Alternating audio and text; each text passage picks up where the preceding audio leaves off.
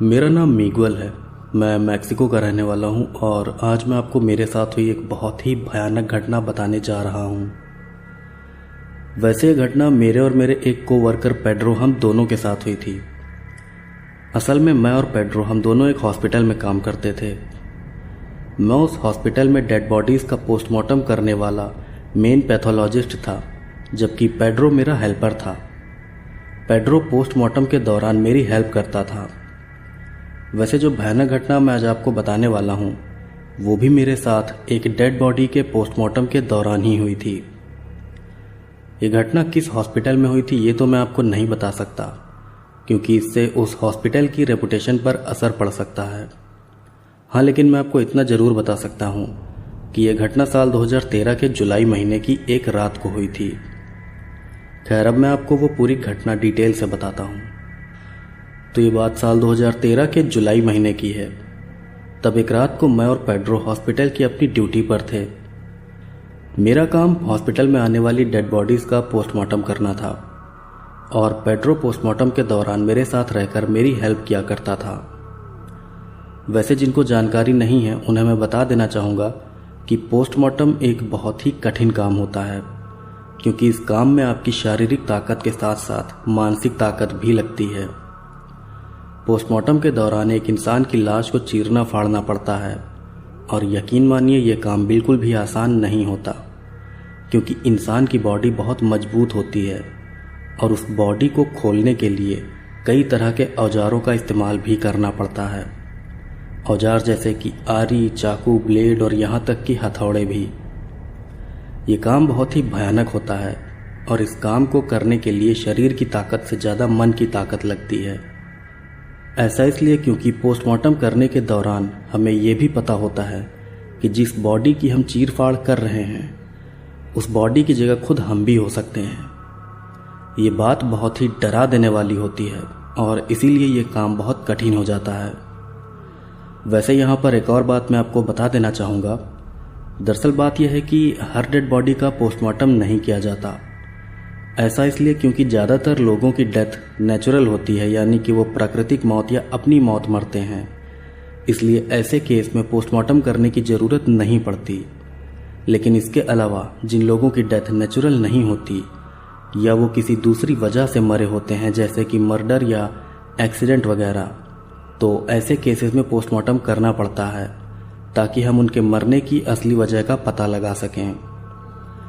इसके अलावा पोस्टमार्टम से हमें मरने वाले इंसान के शरीर के अंदर की भी सारी जानकारी मिल जाती है।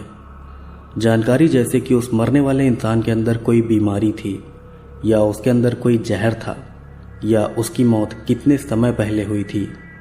पोस्टमार्टम से हमें ये सारी बातें भी पता चल जाती हैं। ये पूरी डिटेल मैंने आपको सिर्फ इसलिए बताई है ताकि आप समझ सकें कि ये काम कितना पेचीदा और डरावना होता है। वैसे मैं आपको बता दूं कि मैं मैक्सिको के एक ऐसे हॉस्पिटल में काम करता था जो कि एक कस्बे में बना हुआ था और उस कस्बे के आसपास कई सारे गांव भी बसे हुए थे। तो ये थी मेरे काम की एक छोटी सी डिटेल और अब आते हैं उस भयानक घटना पर जो कि मेरे और पेड्रो के साथ हुई थी। तो ये बात है साल 2013 के जुलाई महीने की। तब एक रात को मैं और पेड्रो हॉस्पिटल में अपनी ड्यूटी कर रहे थे। उन दिनों हॉस्पिटल में काम ज़्यादा होने की वजह से हमें डबल शिफ्ट में ड्यूटी करनी पड़ रही थी, जिस वजह से हमें दिन के साथ साथ रात में भी ड्यूटी करनी पड़ती थी। तो उस रात मैं और पेड्रो अपनी ड्यूटी पर थे कि तभी हमारे पास एक एक्सीडेंट में मारी गई बूढ़ी औरत की डेड बॉडी आई। हमें उस बॉडी का पोस्टमार्टम करना था और फिर उसे मुर्दाघर के फ्रीज़र में डाल देना था। फिर कुछ ही देर में पेड्रो उस औरत की बॉडी को लेकर मुर्दाघर में आया और फिर हमने पोस्टमार्टम की तैयारी शुरू कर दी। मैं आपको बता दूं कि पोस्टमार्टम भी मुर्दा घर में ही किया जाता है, क्योंकि मुर्दा घर में बड़े बड़े फ्रीज़र होते हैं जिनमें डेड बॉडीज़ को रखा जाता है। किसी भी डेड बॉडी का पोस्टमार्टम करने के बाद हम उस बॉडी को इन्हीं बड़े फ्रीज़र में डाल देते हैं। तो उस रात मैं मुर्दा घर में उस बूढ़ी औरत की बॉडी का पोस्टमार्टम करने जा रहा था। उस औरत की मौत एक बहुत ही भयानक एक्सीडेंट में हुई थी, जिससे उसके शरीर की बहुत सी हड्डियां टूट गई थीं। यहाँ तक कि उस एक्सीडेंट में उस औरत के जबड़े का निचला हिस्सा भी टूट गया था। उस औरत का निचला जबड़ा पूरी तरह से टूटकर अलग हो गया था, जो कि सिर्फ खाल के सहारे लटक रहा था। उस औरत की मौत बहुत ही दर्दनाक तरीके से हुई थी। खैर जो भी हो, हमें उसका पोस्टमार्टम तो करना ही था, इसीलिए मैं उसके पोस्टमार्टम की तैयारी कर रहा था और उस समय पेड्रो भी मेरे साथ ही था। उस दिन मैंने एक अजीब बात नोटिस की थी। दरअसल मैंने ध्यान दिया कि उस रोज पेड्रो बहुत ही डरा डरा सा लग रहा था। हमने साथ मिलकर पहले भी कई सारी डेड बॉडीज के पोस्टमार्टम किए हैं और उस दौरान कभी भी पेड्रो डरा हुआ नहीं लगा था, लेकिन ना जाने क्यों उस रात वो बहुत डरा हुआ लग रहा था। खैर फिर उसको डरा हुआ देखकर मैंने उससे कहा कि क्या हुआ पेड्रो, तुम ठीक तो हो ना? तब मेरी इस बात पर उसने कहा कि हाँ मैं ठीक हूं। पेड्रो के इतना बोलने के बाद ही मैंने पोस्टमार्टम शुरू कर दिया। मैंने एक ब्लेड से उस बूढ़ी औरत की छाती को चीरा और फिर मैं उसके सीने को खोलने लगा। लेकिन जैसे ही मैंने उस औरत की छाती को खोलने के लिए उसे टच किया, वैसे ही उस औरत के मुंह से हा करके एक आवाज निकल आई। वो आवाज ऐसी थी जैसे उस औरत ने एक गहरी सांस ली हो। हालांकि ये बिल्कुल नामुमकिन था, लेकिन सुनने में वो आवाज बिल्कुल वैसी ही थी। उस औरत के मुंह से निकली इस आवाज को सुनकर पेड्रो बहुत डर गया था और साथ ही मैं भी उस आवाज से बहुत हैरान रह गया था। उस आवाज से मैं हैरान तो था, लेकिन मैंने सोचा कि शायद वो आवाज शरीर के अंदर मौजूद गैसेस के बाहर आने से निकली होगी, क्योंकि इंसान के मरने के बाद उसकी बॉडी के अंदर कई तरह की गैस बनती हैं जो पोस्टमार्टम के दौरान बाहर निकलती हैं। उन गैसों के बाहर निकलने की वजह से भी डेड बॉडीज से कई तरह की आवाज़ें आती हैं और साथ ही बॉडी में थोड़ी मूवमेंट भी होती है। तो कुल मिलाकर ये एक साइंटिफिक घटना है, जिस वजह से मैं इससे बिल्कुल भी डरा नहीं था। लेकिन न जाने क्यों पेड्रो इस घटना से बहुत डर गया था। फिर जब मैंने पेड्रो की तरफ देखा तो पाया कि वो बहुत डरा हुआ सा उस बूढ़ी औरत की डेड बॉडी को ही देख रहा था। तब मैंने पेड्रो को समझाते हुए कहा कि तुम जानते हो ना कि मरने के बाद इंसान के पेट में गैस बनती है, जिसके बाहर निकलने से आवाज़ भी आती है। ये बिल्कुल नॉर्मल है, इसलिए तुम्हें इससे डरने की कोई ज़रूरत नहीं है। जब मैंने पेड्रो से ये बात कही तब उसने हाँ में सर हिला दिया। फिर मैं भी बॉडी के पोस्टमार्टम में लग गया। लेकिन फिर कुछ देर बाद ही उस औरत की डेड बॉडी के मुंह से खून आने लगा।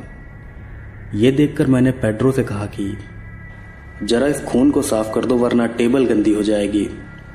फिर मेरे इतना कहने पर पेड्रो अपने हाथ में रुई का एक टुकड़ा लेकर उस औरत के मुंह से खून पोंछने लगा।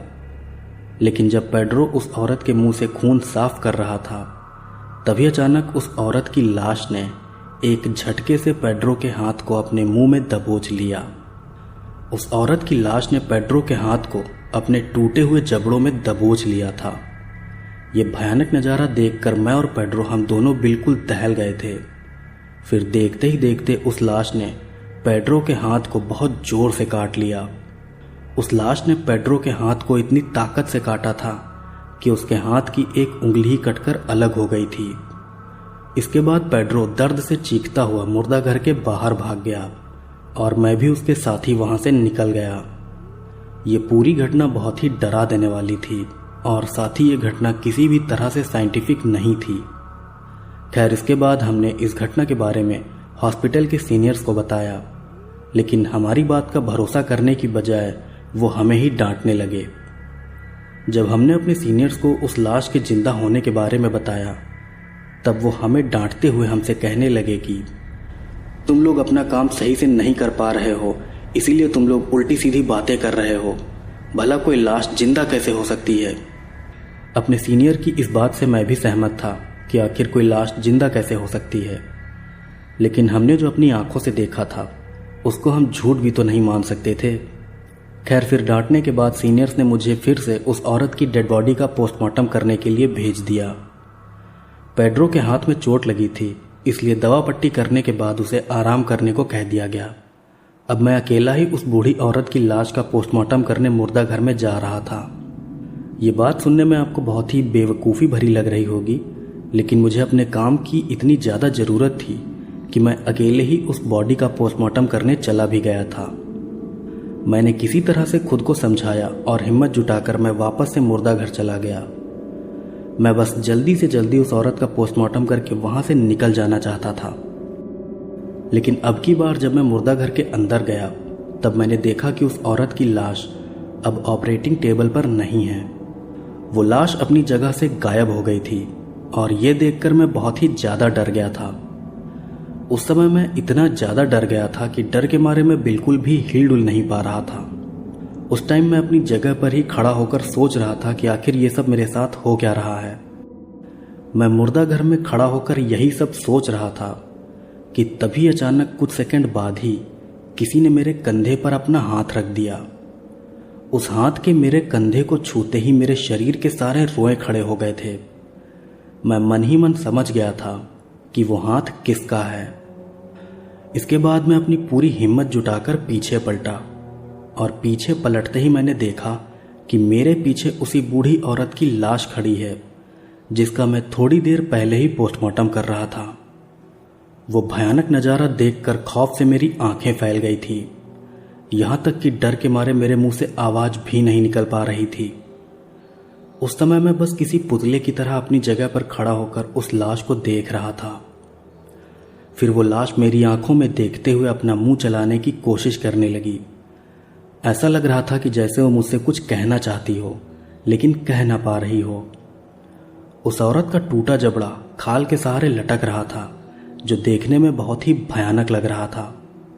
खैर फिर यह भयानक नज़ारा देखकर मैं इतना ज़्यादा डर गया कि डर के मारे मैं बेहोश होकर गिर पड़ा। इसके बाद जब मुझे होश आया तब मैंने देखा कि मैं हॉस्पिटल के एक बेड पर लेटा हूँ। फिर होश में आने के बाद मैंने अपने स्टाफ के लोगों से उस लाश के बारे में पूछते हुए कहा कि उस औरत की लाश का क्या हुआ, वो कहाँ है। तब मेरी बात का जवाब देते हुए उन्होंने मुझे बताया कि वो लाश मुर्दा घर में ही थी और एक दूसरे पैथोलॉजिस्ट ने उस लाश का पोस्टमार्टम करके उसे फ्रीजर में भी डाल दिया है। ये सुनकर मुझे कितनी राहत मिली थी ये मैं आपको बता नहीं सकता। खैर इसके बाद मेरे स्टाफ के लोगों ने मुझसे पूछा कि आखिर मैं मुर्दा घर में बेहोश क्यों हो गया था। तब उनकी बात का जवाब देते हुए मैंने कह दिया कि मेरा पैर फिसल गया था जिस वजह से मैं गिरकर बेहोश हो गया था। मैंने अपने स्टाफ के लोगों को झूठ बोल दिया था। मैंने उन्हें उस लाश के चलने वाली बात नहीं बताई थी क्योंकि मैं नहीं चाहता था कि वो मुझे पागल समझें। पहले भी जब उस लाश ने पेड्रो की उंगली काटी थी तब भी मेरे सीनियर्स ने इस बात का विश्वास नहीं किया था। इसीलिए मैंने दोबारा उस लाश के चलने वाली बात किसी को नहीं बताई क्योंकि मैं जानता था कि कोई भी मेरी बात का भरोसा नहीं करेगा। खैर इस घटना के बाद मैंने अपने काम से कुछ दिनों की छुट्टी ले ली। फिर कुछ दिनों बाद जब मैंने पेड्रो से उस मरी हुई बूढ़ी औरत के बारे में पूछा तब उसने मुझे बताया कि असल में वो बूढ़ी औरत जादू टोना करने वाली एक विच यानी कि डायन थी। पेड्रो ने मुझे ये भी बताया था कि वो डायन उसके घर के पास में ही रहती थी जिस वजह से वो उसे अच्छे से जानता भी था। वो डायन अपने घर में अकेले रहती थी, उसके परिवार में कोई भी नहीं था। यही वजह थी कि 3 दिन तक उस औरत की लाश हॉस्पिटल में रखने के बाद पुलिस ने उसका अंतिम संस्कार कर दिया था। असल में हॉस्पिटल का नियम होता है कि वो कोई भी लावारिस डेड बॉडी अपने पास सिर्फ 3 दिनों तक ही रख सकती है और फिर उसके बाद वो पुलिस की मदद से उस डेड बॉडी का अंतिम संस्कार करवा देती है। यही वजह थी कि उस बूढ़ी औरत की डेड बॉडी भी 3 दिन तक हॉस्पिटल में रखी रही थी और उसके बाद उसका अंतिम संस्कार कर दिया गया था। वो बूढ़ी औरत मरने के बाद भी कैसे जिंदा हो गई थी और कैसे उसने पेड्रो की उंगली काट ली थी, ये बात मुझे आज भी समझ नहीं आती है। खैर अपने साथ हुई इस भयानक घटना के बाद भी मैंने कई सालों तक उसी हॉस्पिटल में काम किया था। हालांकि इस घटना के बाद उस हॉस्पिटल में मेरे साथ दोबारा कभी कोई पैरानॉर्मल घटना नहीं हुई। मेरा नाम स्टीफन है। मैं अमेरिका के नेब्रास्का स्टेट के ओमाहा शहर का रहने वाला हूँ और आज मैं आपको मेरे साथ हुई एक बहुत ही भयानक घटना बताने जा रहा हूँ। जो घटना मैं आज आपको बताऊंगा वो मेरे साथ हॉस्पिटल के मॉर्ग यानी कि मुर्दा घर में हुई थी। दरअसल आज से 3 साल पहले मैं ओमाहा शहर के ही एक हॉस्पिटल में नर्स की जॉब करता था। वैसे मैं बता दूं कि नर्स एक जेंडर न्यूट्रल शब्द होता है, यानी कि एक नर्स लड़का या लड़की कोई भी हो सकता है। खैर, तो बेसिकली मेरा काम हॉस्पिटल में मरीजों की देखभाल करना था। इसके अलावा मैं कभी कभी डेड बॉडीज़ को भी मॉर्ग यानी कि मुर्दा घर में ले जाया करता था। मैं डेड बॉडी को मुर्दा घर ले जाता और उस बॉडी का नाम पता नोट करके उसे मुर्दा घर के फ्रीजर में डाल देता था। हालांकि ये काम मुझे रोज रोज नहीं करना पड़ता था, लेकिन तब भी हफ्ते में 2 से 3 बार मुझे ये काम करना ही पड़ता था। इस काम में कोई बुराई भी नहीं थी, क्योंकि ये एक नॉर्मल प्रोसीजर होता था।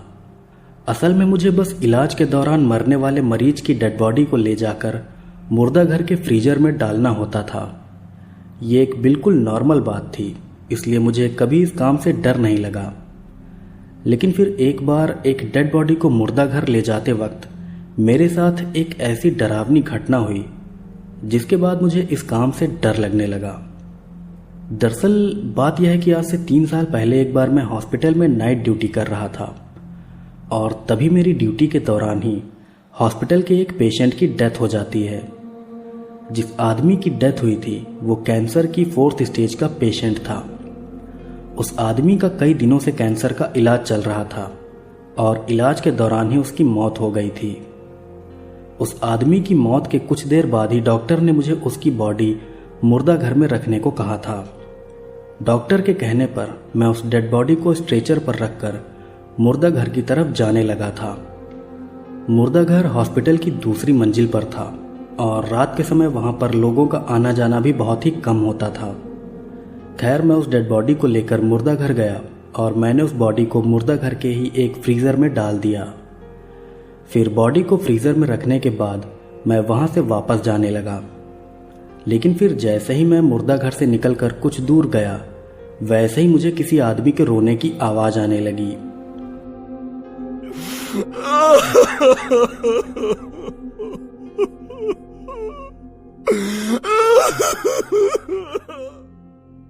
रोने की उस आवाज को सुनकर मुझे बहुत हैरानी हुई। मैं सोचने लगा कि आखिर इतनी रात को ऐसा कौन है जो यहां पर रो रहा है। फिर जब मैंने ध्यान दिया तो मुझे समझ आया कि रोने की वो आवाज मुर्दा घर के अंदर से आ रही है। ये बात समझ में आते ही मुझे थोड़ी घबराहट होने लगी। खैर, इसके बाद मैं किसी तरह से हिम्मत करके वापस से मुर्दा घर के अंदर जाने लगा। फिर जब मैं दोबारा से मुर्दा घर के अंदर गया तब मैंने देखा कि जिस डीप फ्रीजर में मैंने उस आदमी की डेड बॉडी रखी थी वो खुला हुआ था और उसके अंदर से डेड बॉडी भी गायब थी। ये देखकर मैं बहुत ज़्यादा हैरान रह गया था।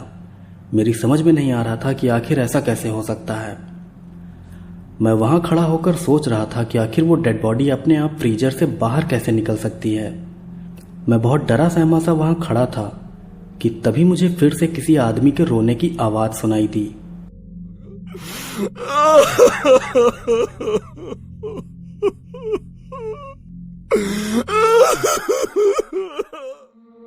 फिर जब मैंने अपनी नज़र उस तरफ घुमाई जिस तरफ से वो आवाज आ रही थी, तब मैंने देखा कि मुर्दा घर के एक कोने में उसी आदमी की लाश खड़ी है। वो लाश कोने में खड़ी होकर रोते हुए सीधा मेरी तरफ देख रही थी। ये देखकर डर से मेरी हालत बहुत ज्यादा खराब हो गई थी। इसके बाद मैं तुरंत ही भागकर वहां से निकल गया। मैं भागता हुआ सीधा हॉस्पिटल के बाकी लोगों के पास गया और उनको भी मैंने अपने साथ हुई इस घटना के बारे में बता दिया। मेरी बात सुनकर हॉस्पिटल स्टाफ के लोग भी बिल्कुल हैरान रह गए थे।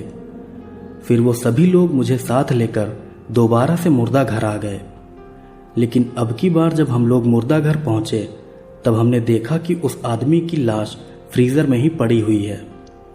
ये देखकर हॉस्पिटल के लोगों को लगा कि मैं उनसे कोई मजाक कर रहा हूं, इसीलिए उन्होंने मुझे ऐसा मजाक करने के लिए बहुत डांट लगाई। मैं भी इस घटना से बहुत हैरान था। मेरी समझ में नहीं आ रहा था कि आखिर वो लाश अपने आप ही फ्रीजर में कैसे चली गई। खैर, इस पूरी घटना से मैं समझ गया था कि मेरे साथ कोई पैरानॉर्मल घटना हुई है।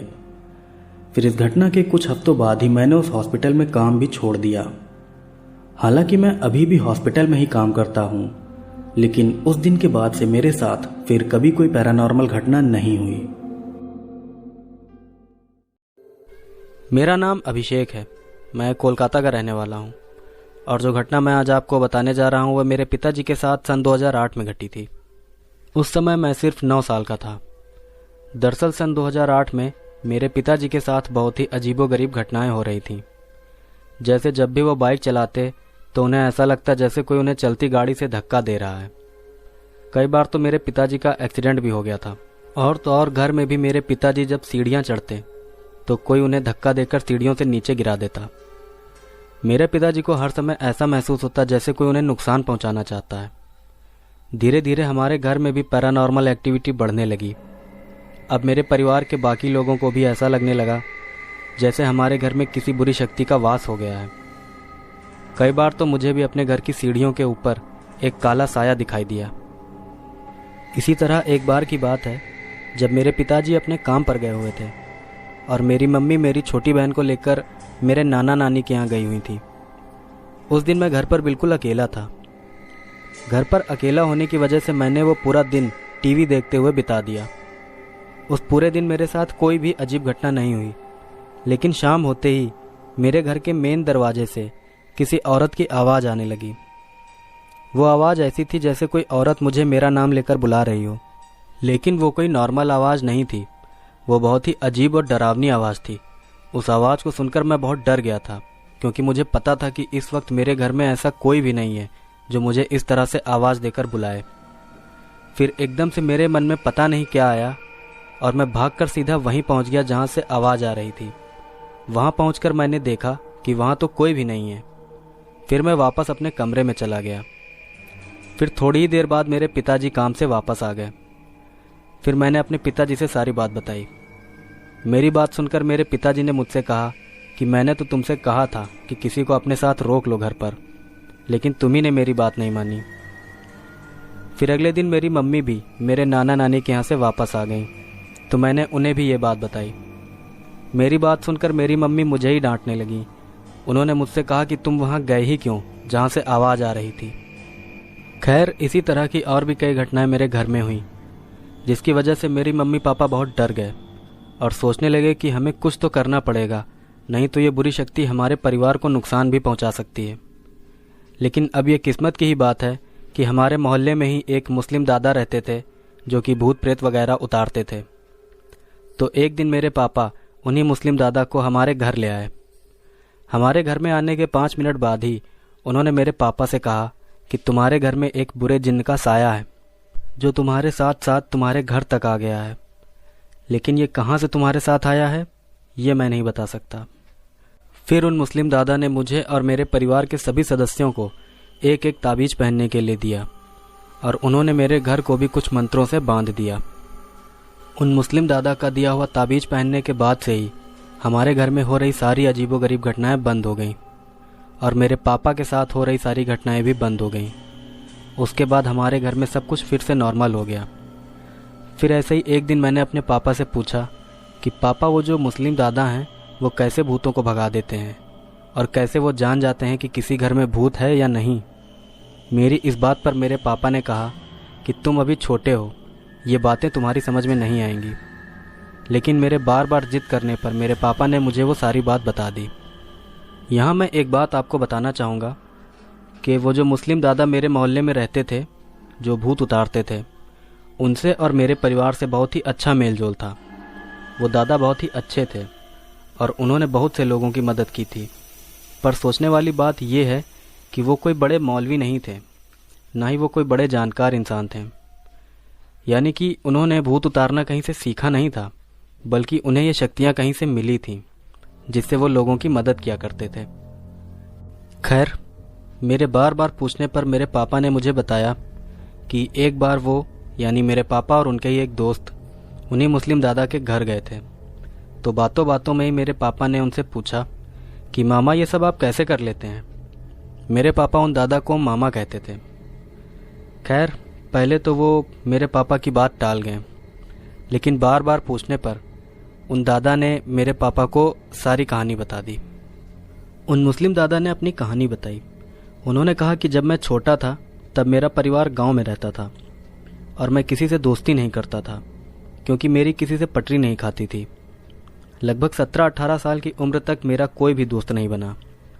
लेकिन मुझे अच्छे से याद है कि एक दिन मैं तालाब में पत्थर फेंक रहा था। तालाब में पत्थर मैं तब फेंकता था जब मैं गुस्सा होता था। तो एक दिन मैं गुस्से के मारे तालाब में पत्थर फेंक रहा था। तभी मुझे तालाब के किनारे एक लड़का दिखाई दिया। वो लड़का भी मेरी ही उम्र का था, यानी कि लगभग 17-18 साल का। उस लड़के ने सफ़ेद कुर्ता पैजामा पहन रखा था और वो लड़का बहुत सुंदर था। वो लड़का जैसे कहीं का राजकुमार लग रहा था। उस लड़के को देखकर मैंने उससे कहा कि तुम्हें पहले तो कभी इस गांव में नहीं देखा और तुम तो शायद गांव के हो भी नहीं। कौन हो तुम, कहाँ से आए हो? मेरी बात पर उस लड़के ने कहा कि आप बताइए आप कौन हैं। तो मैंने उस लड़के को अपने बारे में बताया। फिर उस लड़के ने मुझसे कहा कि मैं तो इस गांव में नया नया आया हूं और मेरा कोई भी दोस्त नहीं है, क्या तुम मेरे दोस्त बनोगे?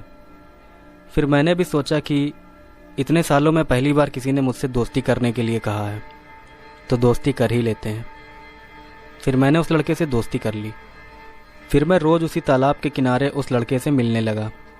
हम घंटों तालाब के किनारे बैठकर बातें करते और फिर शाम होते ही मैं अपने घर चला जाता और वो अपने घर चला जाता।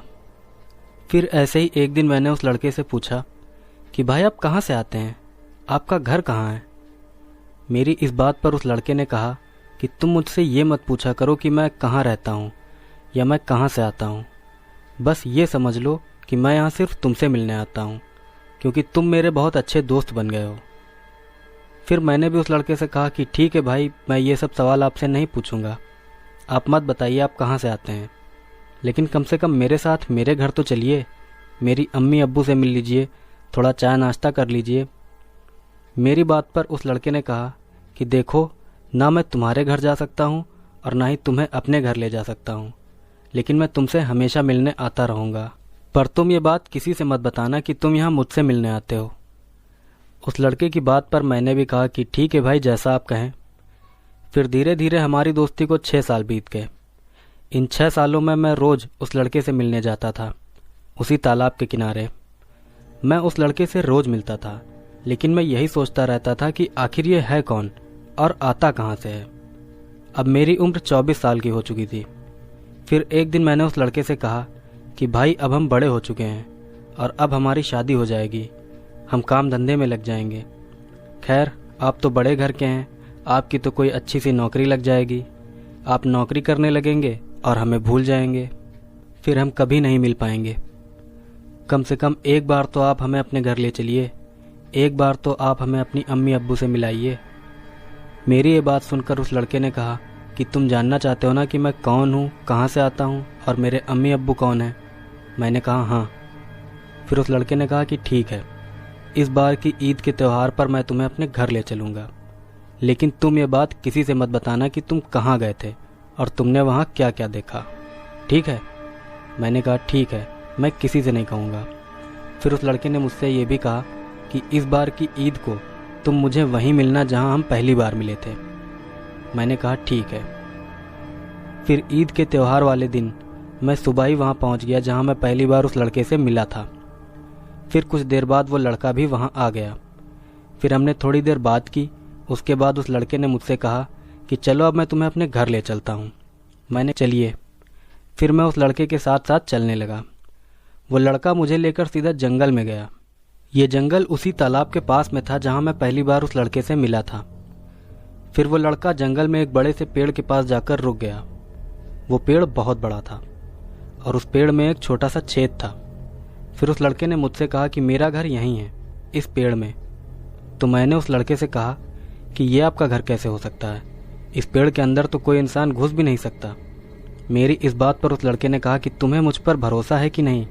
मैंने कहा कि हाँ बिल्कुल है। फिर उस लड़के ने मुझसे कहा कि ठीक है, अब तुम मेरा हाथ पकड़ो और अपनी आंखें बंद करो। फिर मैंने उस लड़के का हाथ पकड़कर अपनी आंखें बंद कर ली। आंखें बंद करते ही मुझे बहुत अजीब सा एहसास हुआ। फिर थोड़ी देर बाद उस लड़के ने मुझसे कहा कि अब तुम अपनी आंखें खोल लो। फिर जैसे ही मैंने अपनी आंखें खोली, मैं हैरान रह गया, क्योंकि मैंने देखा कि मैं बिल्कुल अलग ही दुनिया में हूँ। मैंने देखा कि यहाँ पर सब कुछ सोने की तरह चमक रहा है। ज़मीन, दीवारें, सब कुछ बिल्कुल सोने की तरह चमक रहा है। और तो और वहाँ की इमारतें बिल्कुल अरबी स्टाइल में बनी हुई थी, जैसे सऊदी अरब में बनती हैं उस तरह की। लेकिन वो सभी इमारतें बिल्कुल सोने की तरह चमक रही थी। उनकी चमक इतनी थी कि वहाँ पर लाइट की कोई ज़रूरत ही नहीं थी रोशनी करने के लिए। वहाँ ईद के त्यौहार की वजह से लोगों की काफ़ी चहल पहल थी। फिर वो लड़का जो मुझे वहाँ लेकर गया था मुझे किनारे ले गया और उसने मुझसे कहा कि देखो, मैं कोई इंसान नहीं हूँ, मैं एक जिन्न हूँ और ये हमारी दुनिया है, जिन्नों की दुनिया। हम जिन्नों के अंदर ये ताकत होती है कि हम जब चाहें तुम्हारी दुनिया में यानी कि इंसानों की दुनिया में आ जा सकते हैं। एक दिन ऐसे ही मैं भी इंसानों की दुनिया में घूम रहा था तो मेरी मुलाकात तुमसे हो गई और तुम मेरे बहुत अच्छे दोस्त बन गए। इसलिए तुम्हारे ही बार बार कहने पर मैं तुम्हें यहाँ यानी कि जिन्नों की दुनिया में ले आया। उस लड़के की ये सारी बात सुनकर मैं बिल्कुल हैरान रह गया। मैं सोचने लगा कि क्या ये सब सच में होता है या ये सिर्फ मेरा वहम है। फिर मैं उस लड़के से कुछ बोलता उससे पहले ही उसने मुझे एक और ऐसी बात बताई जिसे सुनकर मैं हैरान तो हो ही गया पर साथ में मैं डर भी गया। दरअसल उस लड़के ने मुझसे कहा कि मैं कोई आम जिन्न नहीं हूँ, बल्कि मैं जिन्नों की इस दुनिया के राजा का बेटा हूँ। और जब से मेरे अब्बू को ये बात पता चली है कि मेरी दोस्ती एक इंसान से है, तब से वो मुझसे बहुत गुस्सा हैं, क्योंकि मेरे अब्बू को ये बात बिल्कुल भी पसंद नहीं कि मैं किसी इंसान से दोस्ती करूँ। उस लड़के की ये बात सुनकर मैं बहुत डर गया। फिर मैंने उस लड़के से कहा कि भाई, जब आपके अब्बू को इंसान पसंद नहीं तो आप मुझे यहाँ क्यों ले आए? आप मुझे वापस मेरे घर पर छोड़ दीजिए, क्योंकि मुझे अब बहुत डर लग रहा है। फिर उस लड़के ने हंसते हुए कहा कि अरे डरो नहीं, मैं हूं ना तुम्हारे साथ, मुझ पर भरोसा रखो। मैं तुम्हें एक बार अपने अब्बू से मिलवा दूं, फिर तुमको तुम्हारी दुनिया में वापस छोड़ दूंगा। उसके बाद वो लड़का मुझे अपने अब्बू के पास ले गया। मुझको देखकर उस लड़के के अब्बू उस लड़के के ऊपर बहुत गुस्सा करने लगे। उन्होंने उस लड़के से कहा कि ये तुमने क्या किया? एक इंसान को हमारी दुनिया में लिया है, अब यह इंसान वापस अपनी दुनिया में जाकर सबको हमारे बारे में बता देगा। फिर उस लड़के ने अपने अब्बू से कहा कि नहीं, ये किसी को कुछ नहीं बताएगा, मुझे इस पर पूरा भरोसा है। उस लड़के की ये बात सुनकर उसके अब्बू शांत हो गए। फिर मैंने उस लड़के और उसके अब्बू के साथ थोड़ी देर बातचीत की। बातों बातों में उस लड़के के अब्बू ने मुझे बताया कि हमारी दुनिया यानी जिन्नों की दुनिया तुम्हारी इंसानों की दुनिया के साथ में ही वजूद में रहती है, लेकिन तुम इंसान बिना किसी जिन्न की मर्जी के कभी भी हमारी दुनिया को नहीं देख सकते, और ना ही बिना किसी जिन्न की मर्जी के तुम इंसान कभी हमारी दुनिया में आ सकते हो। उस लड़के के अब्बू ने यह भी कहा कि जैसे तुम इंसानों में अच्छे और बुरे दोनों तरह के इंसान होते हैं, ठीक वैसे ही हम जिन्नों में भी अच्छे और बुरे दोनों तरह के जिन्न होते हैं। हमारी जिन्नों की दुनिया में भी ऐसे बहुत से जिन्न हैं जो इंसानों को ख़त्म कर देना चाहते हैं, लेकिन मैं उन्हें ऐसा कभी नहीं करने देता, क्योंकि अल्लाह पाक का हुक्म है कि हर मखलूक को यानी हर जीव को बराबरी का हक मिलना चाहिए। इसलिए मैं कभी इंसानों की दुनिया पर हमला नहीं करता। इतना बोलने के बाद उस लड़के के अब्बू ने मुझे अपने पास बुलाया और फिर उन्होंने मेरे सर पर अपना हाथ फेरा। उनके मेरे सिर पर हाथ फेरते ही मुझे अपने अंदर एक अजीब सा बदलाव महसूस हुआ। ये बदलाव क्या था मुझे नहीं पता था। फिर उन्होंने अपने बेटे से कहा कि जाओ, इस इंसान को इसकी दुनिया में वापस छोड़ाओ। फिर उस लड़के ने मुझसे कहा कि चलो मैं तुम्हें घर पहुंचा दूं। फिर उस लड़के ने मेरा हाथ पकड़ा और मुझसे कहा कि अब तुम अपनी आंखें बंद कर लो और जब मैं तुमसे कहूँगा तभी अपनी आंखें खोलना। फिर मैंने अपनी आंखें बंद कर ली। अपनी आंखें बंद करने के लगभग 20 सेकंड बाद ही उस लड़के ने मुझसे कहा कि अब तुम अपनी आंखें खोल लो। फिर मैंने अपनी आंखें खोल ली। आंखें खोलते ही मैंने देखा कि मैं और वो लड़का उसी तालाब के किनारे खड़े हैं जहां हम पहली बार मिले थे। फिर उस लड़के ने मुझसे कहा कि इसीलिए मैं तुम्हें कभी ये नहीं बताता था कि मैं कौन हूँ या मैं कहाँ से आता हूँ, क्योंकि मैं एक जिन्न हूँ और हम जिन्नों को इस बात की बिल्कुल भी इजाज़त नहीं है कि हम अपने बारे में किसी इंसान को बताएं। हम जिन्न इंसानों से छुप कर रहते हैं और इसी में हमारी और तुम इंसानों की दोनों की भलाई है। फिर उस लड़के ने मुझसे एक और बात कही कि देखो, तुम ये बात किसी से भी मत कहना कि तुम जिन्नों की दुनिया में गए थे या कोई जिन्न तुम्हारा दोस्त है, क्योंकि अगर तुमने ये बात किसी को बताई तो मैं फिर कभी भी तुमसे मिलने नहीं आऊँगा। उस लड़के की इस बात पर मैंने कहा कि ठीक है, मैं किसी को नहीं बताऊँगा। इतना बोलकर मैं अपने घर चला गया। फिर उस दिन के बाद से मुझे अपने अंदर एक बदलाव सा महसूस होने लगा। फिर कुछ महीनों के अंदर ही मुझे ये पता चल गया कि मैं भूत प्रेतों को देख सकता हूँ और उन्हें भगा सकता हूँ। उसके बाद से ही मैंने भूत प्रेतों से परेशान लोगों की मदद करना शुरू कर दिया। फिर लगभग 1-1.5 साल तक मैंने ये सारी बातें लोगों से छुपा कर रखी, लेकिन एक बार मेरी अम्मी ने मुझे अपनी कसम देकर पूछ लिया कि बता तू ये सब कैसे कर लेता है। तो मुझे मजबूरन अपनी अम्मी को सब कुछ सच बताना पड़ा। फिर जैसे ही मैंने अपनी अम्मी को सब कुछ सच बताया, उसके बाद से ही उस लड़के का मुझसे मिलने आना बंद हो गया। फिर मैं उस लड़के से कभी नहीं मिला। मेरा नाम ल्यूकस है। मैं अमेरिका के कोलोराडो स्टेट का रहने वाला हूँ और आज मैं आपको मेरे साथ हुई एक बहुत ही भयानक घटना बताने जा रहा हूँ। जो घटना मैं आज आपको बताने वाला हूँ वो बहुत ही ज़्यादा डरावनी और अजीब है। ये घटना इतनी ज़्यादा अजीब है कि ये आपको अविश्वसनीय लग सकती है, लेकिन मेरा यकीन मानिएगा ये मेरी बिल्कुल सच्ची आप बीती है। वैसे सबसे पहले तो मैं आपको ये बता दूं कि इस घटना से पहले मैं किसी भी तरह की पैरानॉर्मल चीज़ जैसे कि भूत प्रेत या शैतान वगैरह में बिल्कुल भी विश्वास नहीं करता था। लेकिन मेरे साथ हुई इस भयानक घटना के बाद मैं इन चीज़ों को मानने लगा हूँ, क्योंकि अब मैं जान गया हूँ कि इस दुनिया में कुछ ऐसी चीज़ें भी हैं जिनका अस्तित्व हम इंसानों की समझ से बहुत परे है। खैर, अब मैं आपको मेरे साथ हुई वो घटना बताता हूँ। तो जो घटना मैं आज आपको बताने जा रहा हूँ वो मेरे साथ साल 2006 में अमेरिका के कोलोराडो स्टेट के सिल्वरटोन नाम के शहर में हुई थी। सिल्वरटोन एक बहुत ही छोटा और सुंदर शहर है जो कि कोलोराडो स्टेट के पहाड़ी इलाके में बसा हुआ है। मैं सिल्वरटोन शहर में ही पला बढ़ा हूँ और वहीं पर मैं पुलिस डिपार्टमेंट में जॉब भी करता था। मैंने साल 1998 से लेकर साल 2010 तक इसी शहर में पुलिस ऑफिसर की जॉब की थी और उसके बाद मैं अपनी पुलिस की जॉब छोड़कर दूसरे शहर में शिफ्ट हो गया था। तो बात यह है कि जब मैं सिल्वरटोन शहर में पुलिस ऑफिसर की जॉब कर रहा था, उसी दौरान साल 2006 में मेरे साथ एक बहुत ही भयानक घटना हुई थी। दरअसल सिल्वरटोन शहर से थोड़ी दूरी पर ही एक अबैंडन्ड हाउस था जहां पर कोई भी नहीं रहता था। वो घर बहुत सालों से वीरान पड़ा था और अक्सर हमें लोगों से कंप्लेन मिलती रहती थी कि उस वीरान घर में कुछ लोग नशे कर रहे हैं। वो वीरान घर नशेड़ी लोगों का अड्डा बना हुआ था और अक्सर हमें उस घर में किसी के नशा करने की कंप्लेन मिलती रहती थी। तो इसी तरह एक बार साल 2006 की एक दोपहर को मुझे उस वीरान घर में किसी के होने की कंप्लेन मिली। असल में कंप्लेन करने वाले शख्स ने मुझे बताया था कि उसे उस घर के अंदर से कुछ अजीब आवाज़ें सुनाई दे रही हैं और इसीलिए मुझे उस घर में जाकर इन्वेस्टिगेशन करनी चाहिए। उस घर की कंप्लेन मिलते ही मैं समझ गया था कि पक्का उस घर में कोई नशेड़ी नशे कर रहा होगा। खैर, फिर कंप्लेन मिलते ही मैं उस वीरान घर में इन्वेस्टिगेशन करने पहुंच गया। मैं दोपहर के 2 बजे ही उस घर में पहुंच गया था। फिर उस घर में जाकर मैं जांच पड़ताल करने लगा। मैंने सोचा था कि उस घर में कोई नशेड़ी आया होगा जो वहां पर नशे कर रहा होगा। चूंकि पहले भी कई नशेड़ी उस घर को अपना अड्डा बना चुके थे और उन सब को भी पुलिस ने ही वहां से भगाया भी था।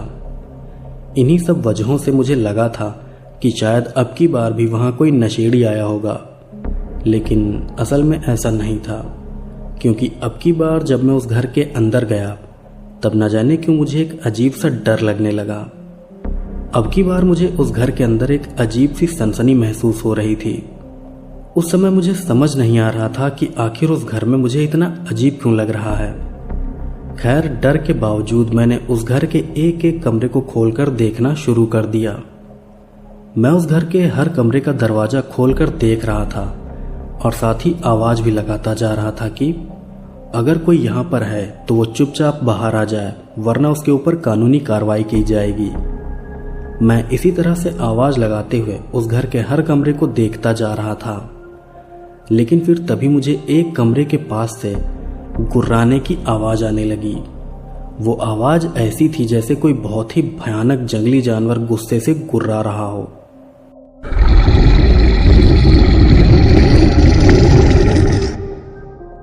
वो गुर्राने की आवाज सुनकर मैं हैरान रह गया था, क्योंकि हमारे शहर के आसपास ऐसा कोई भी बड़ा जंगली जानवर नहीं रहता है जो इतनी तेज गुर्राता हो। खैर, फिर उस गुर्राने की आवाज को सुनकर मैंने तुरंत ही अपनी गन निकाल ली।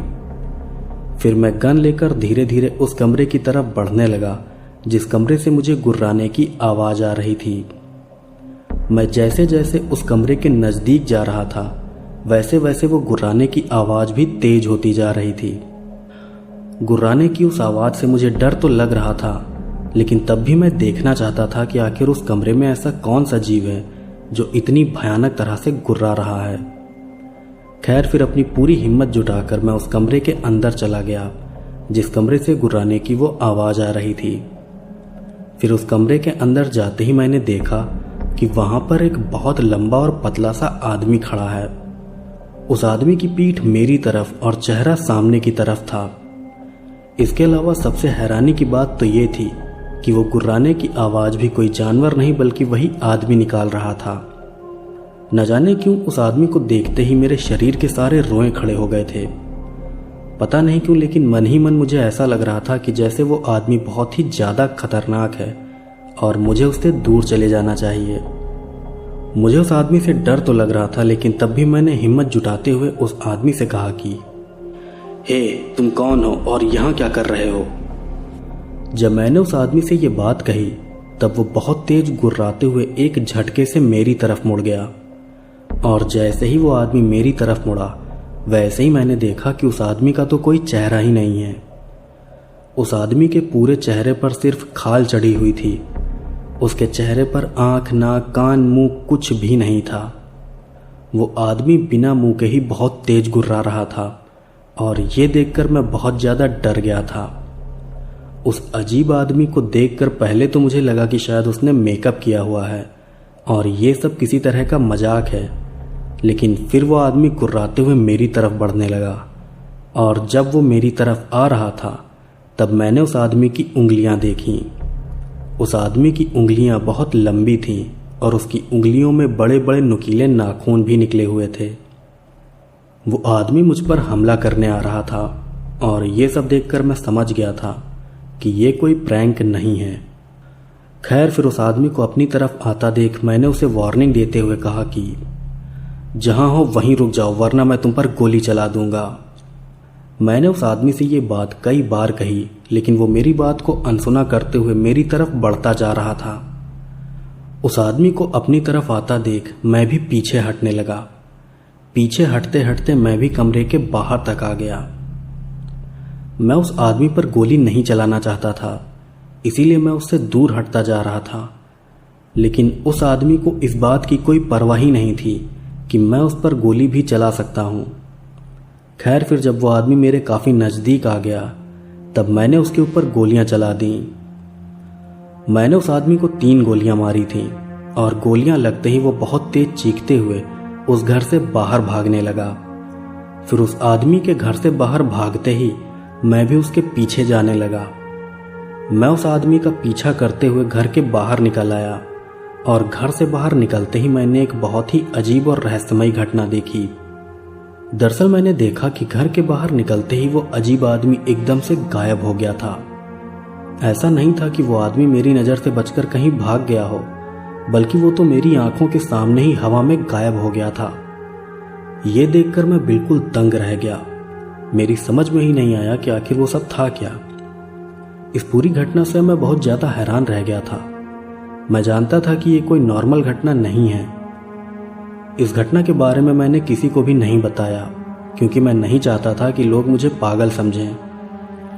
खैर, फिर इस घटना के बाद कई दिनों तक मुझे रात को उस बिना चेहरे वाले आदमी के सपने आते रहे, और अजीब बात तो ये थी कि हर रोज मुझे उस आदमी का एक ही सपना आता था।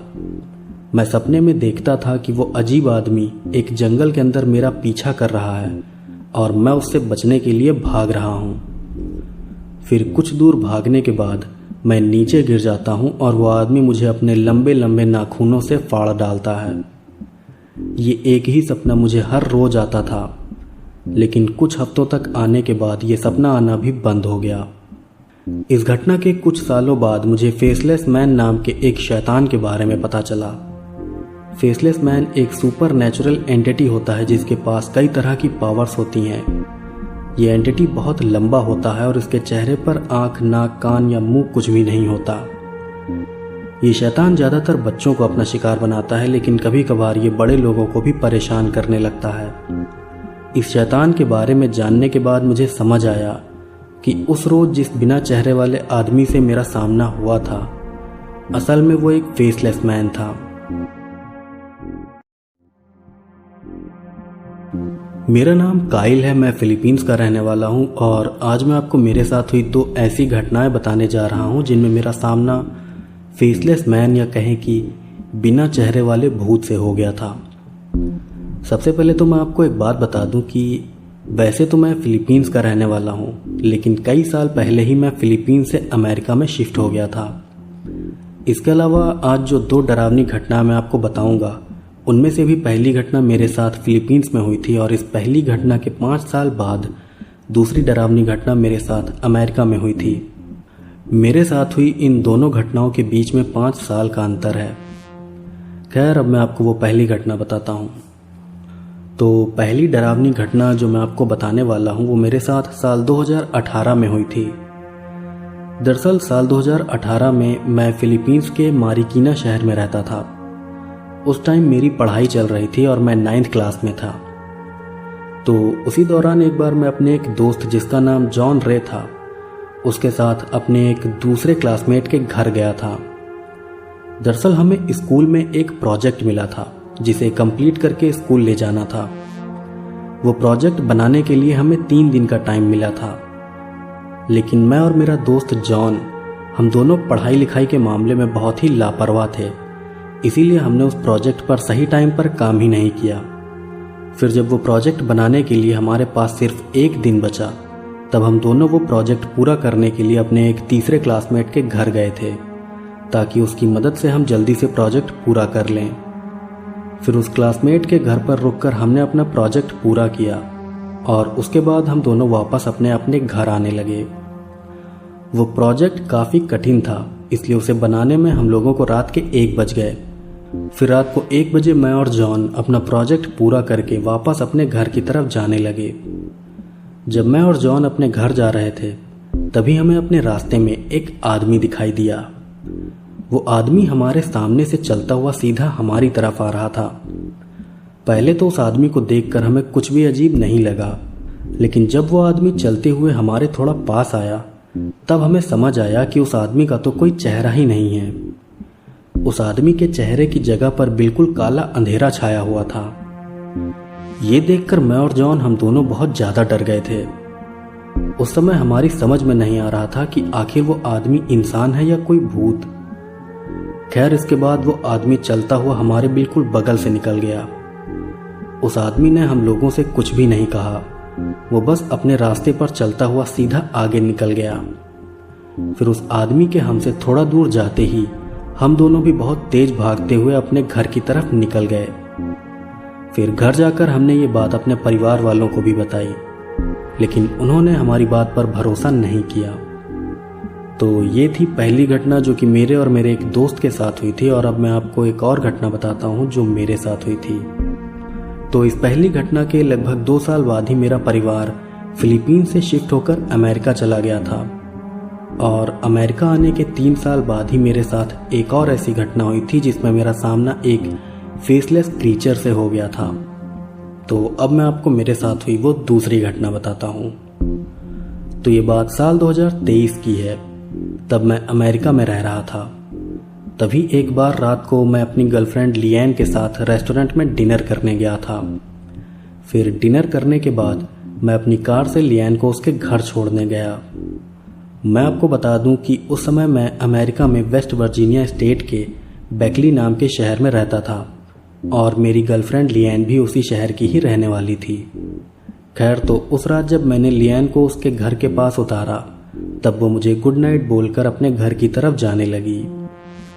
उस समय मेरी एक आदत थी कि मैं लिएन को उसके घर के पास छोड़ने के बाद भी वहीं पर रुका रहता था। मैं तब तक वहां रुकता था जब तक लिएन अपने घर के अंदर नहीं चली जाती थी।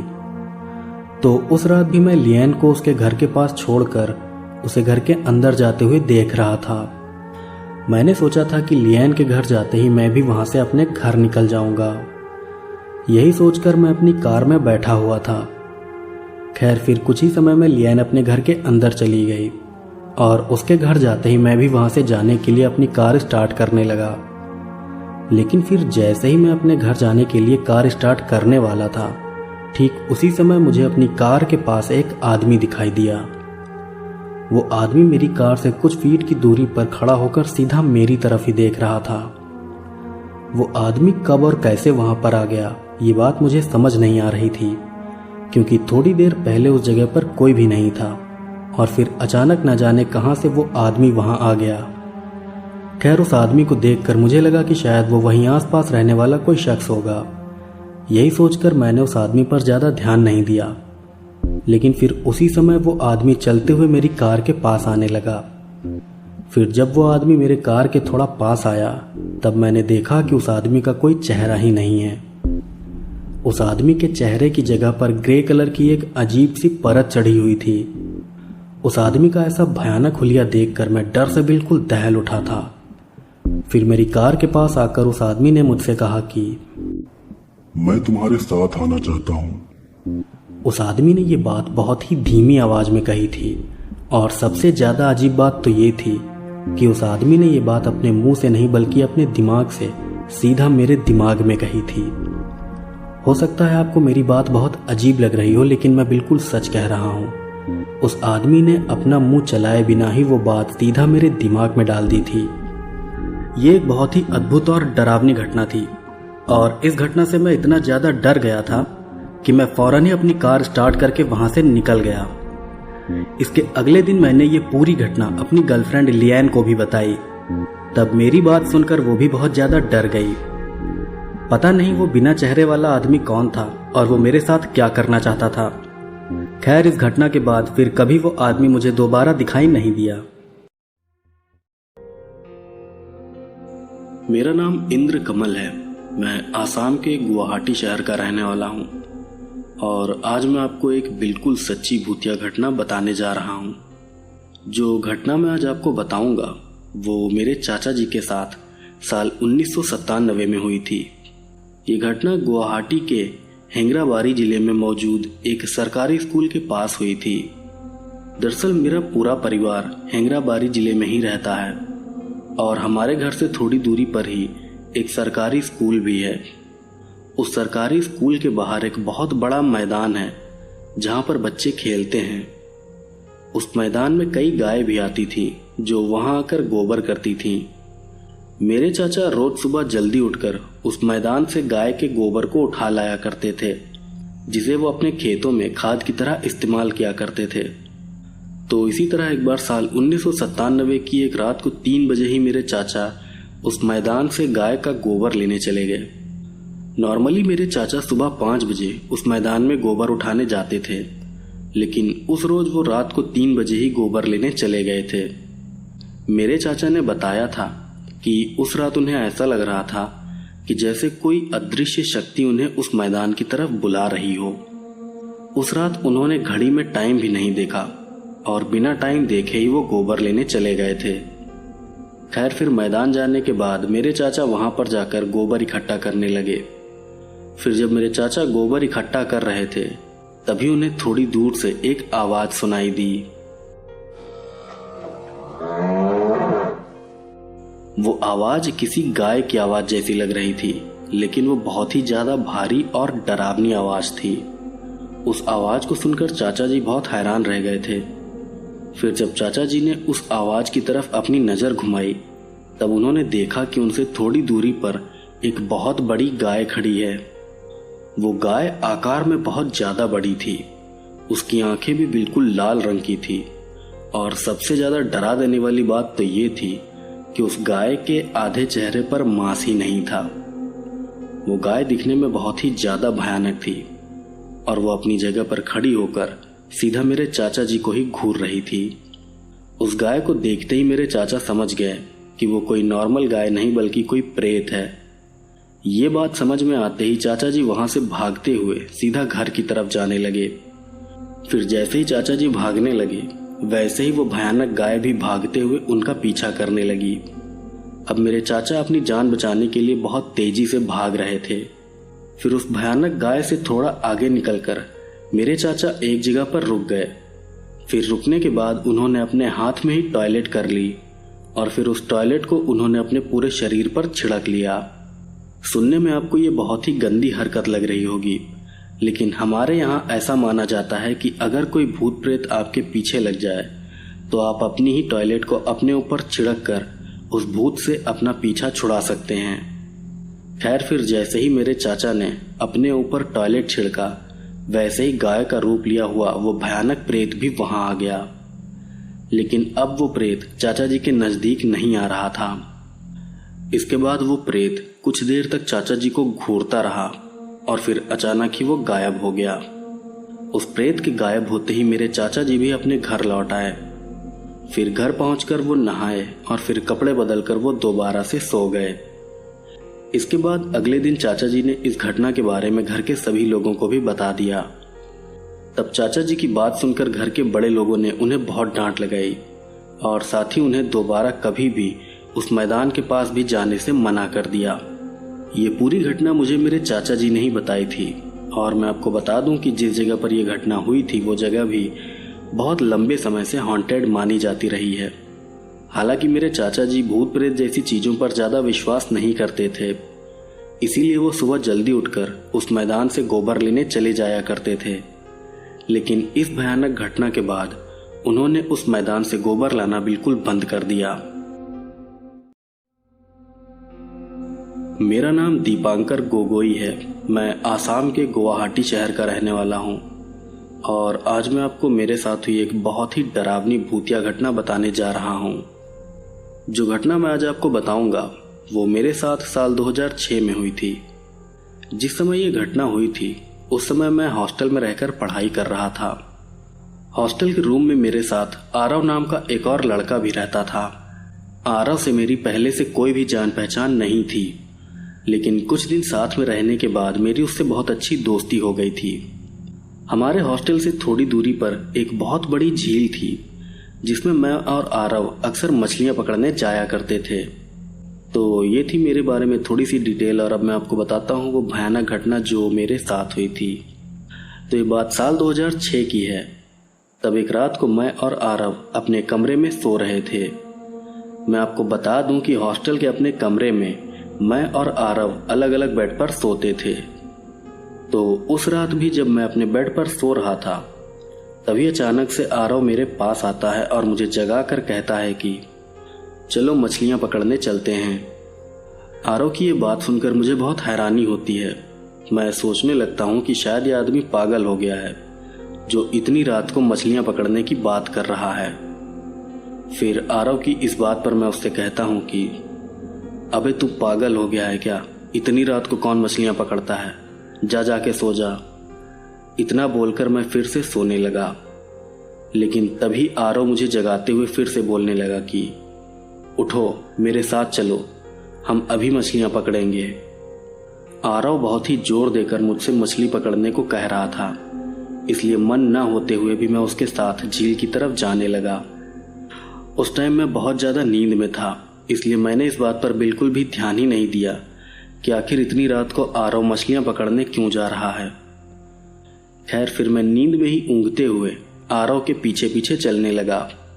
नींद में होने की वजह से मैं धीरे धीरे चल रहा था, जबकि आरव बहुत तेज कदमों से चलते हुए मेरे आगे आगे जा रहा था। फिर कुछ देर चलने के बाद हम दोनों झील के पास पहुंच गए। आरव मुझसे आगे था, इसलिए वो मुझसे पहले ही झील के पास पहुंच गया था। फिर आरव झील के बिल्कुल किनारे पर जाकर खड़ा हो गया। वहां खड़ा होकर वो मुझे झील के पास बुलाने लगा। आरव मुझे आवाज लगाते हुए कह रहा था कि यहाँ आओ दीपांकर, मेरे पास आओ, हम यहाँ से मछलियां पकड़ेंगे।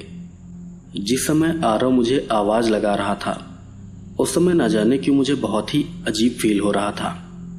उस समय मुझे ऐसा लग रहा था कि जैसे मुझे आवाज लगा रहा वो शख्स आरव नहीं बल्कि कोई और है। न जाने क्यों उस समय मुझे बहुत ही अजीब महसूस हो रहा था, लेकिन तब भी मैंने इस बात पर ज्यादा ध्यान नहीं दिया।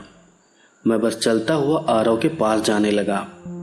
लेकिन जब मैं आरव के थोड़ा नजदीक पहुंचा तभी मेरी नजर उसके पैरों पर पड़ी और तब मैंने देखा कि आरव के पैर बिल्कुल उल्टे हैं। ये देखकर मैं बहुत डर गया। फिर जब मैंने थोड़ा ध्यान से उसके पैरों को देखा तब मुझे पता चला कि उसके पैर सिर्फ उल्टे ही नहीं थे, बल्कि उसके पैर तो जमीन से भी 2-3 इंच ऊपर हवा में थे। वो देखने से ऐसा लग रहा था कि जैसे आरव जमीन पर नहीं बल्कि हवा में खड़ा हो। ये सब देखते ही मैं समझ गया कि मेरे सामने खड़ा वो शख्स आरव नहीं बल्कि कोई बहरूपिया शैतान है। फिर ये बात समझ में आते ही मैं अपनी पूरी ताकत लगाकर वहां से भागने लगा। मैं भागते हुए भी भगवान का नाम लेता जा रहा था।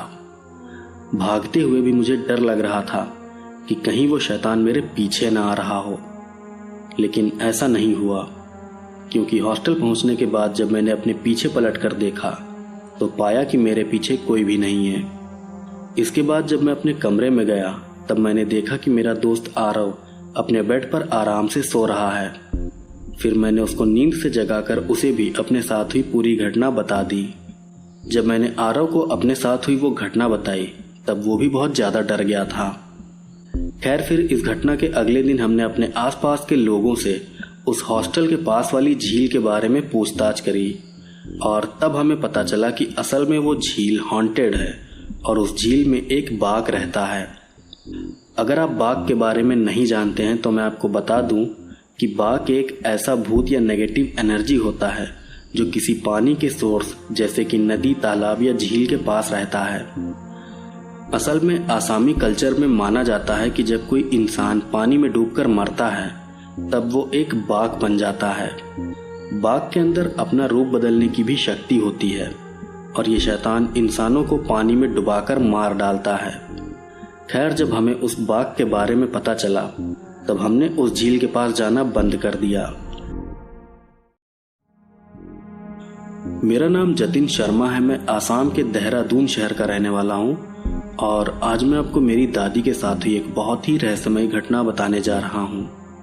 ये घटना मुझे मेरी दादी नहीं बताई थी और मेरी दादी एक बहुत ही सच बोलने वाली महिला थी, इसलिए उनकी बताई इस घटना पर मुझे भी पूरा यकीन है। खैर, अब मैं आपको वो घटना बताता हूँ जो कि मेरी दादी के साथ हुई थी। तो आज जो रहस्यमय घटना मैं आपको बताने वाला हूँ वो मेरी दादी के साथ साल 1960 के आसपास हुई थी। साल 1960 में मेरे दादा दादी काफ़ी जवान थे और उस समय वो दोनों आसाम के पाठशाला इलाके के एक गांव में रहते थे। पेशे से मेरे दादाजी एक डॉक्टर थे जो गांव के लोगों का इलाज किया करते थे और इसके अलावा मेरी दादी भी एक बहुत ही धार्मिक इंसान थी, जिस वजह से गांव के सभी लोग उनकी बहुत रिस्पेक्ट किया करते थे। तो जैसा कि मैंने आपको बताया कि मेरी दादी एक बहुत ही धार्मिक इंसान थी, इसलिए वो अक्सर अपने घर में श्रीमद् भगवद गीता, रामायण और इसी तरह की दूसरी धार्मिक किताबों का पाठ किया करती थी। मेरी दादी जब जब अपने घर में किसी धार्मिक किताब का पाठ करती थी तब तब गांव के कई सारे लोग दादी के पास बैठकर उनका पाठ सुनते थे।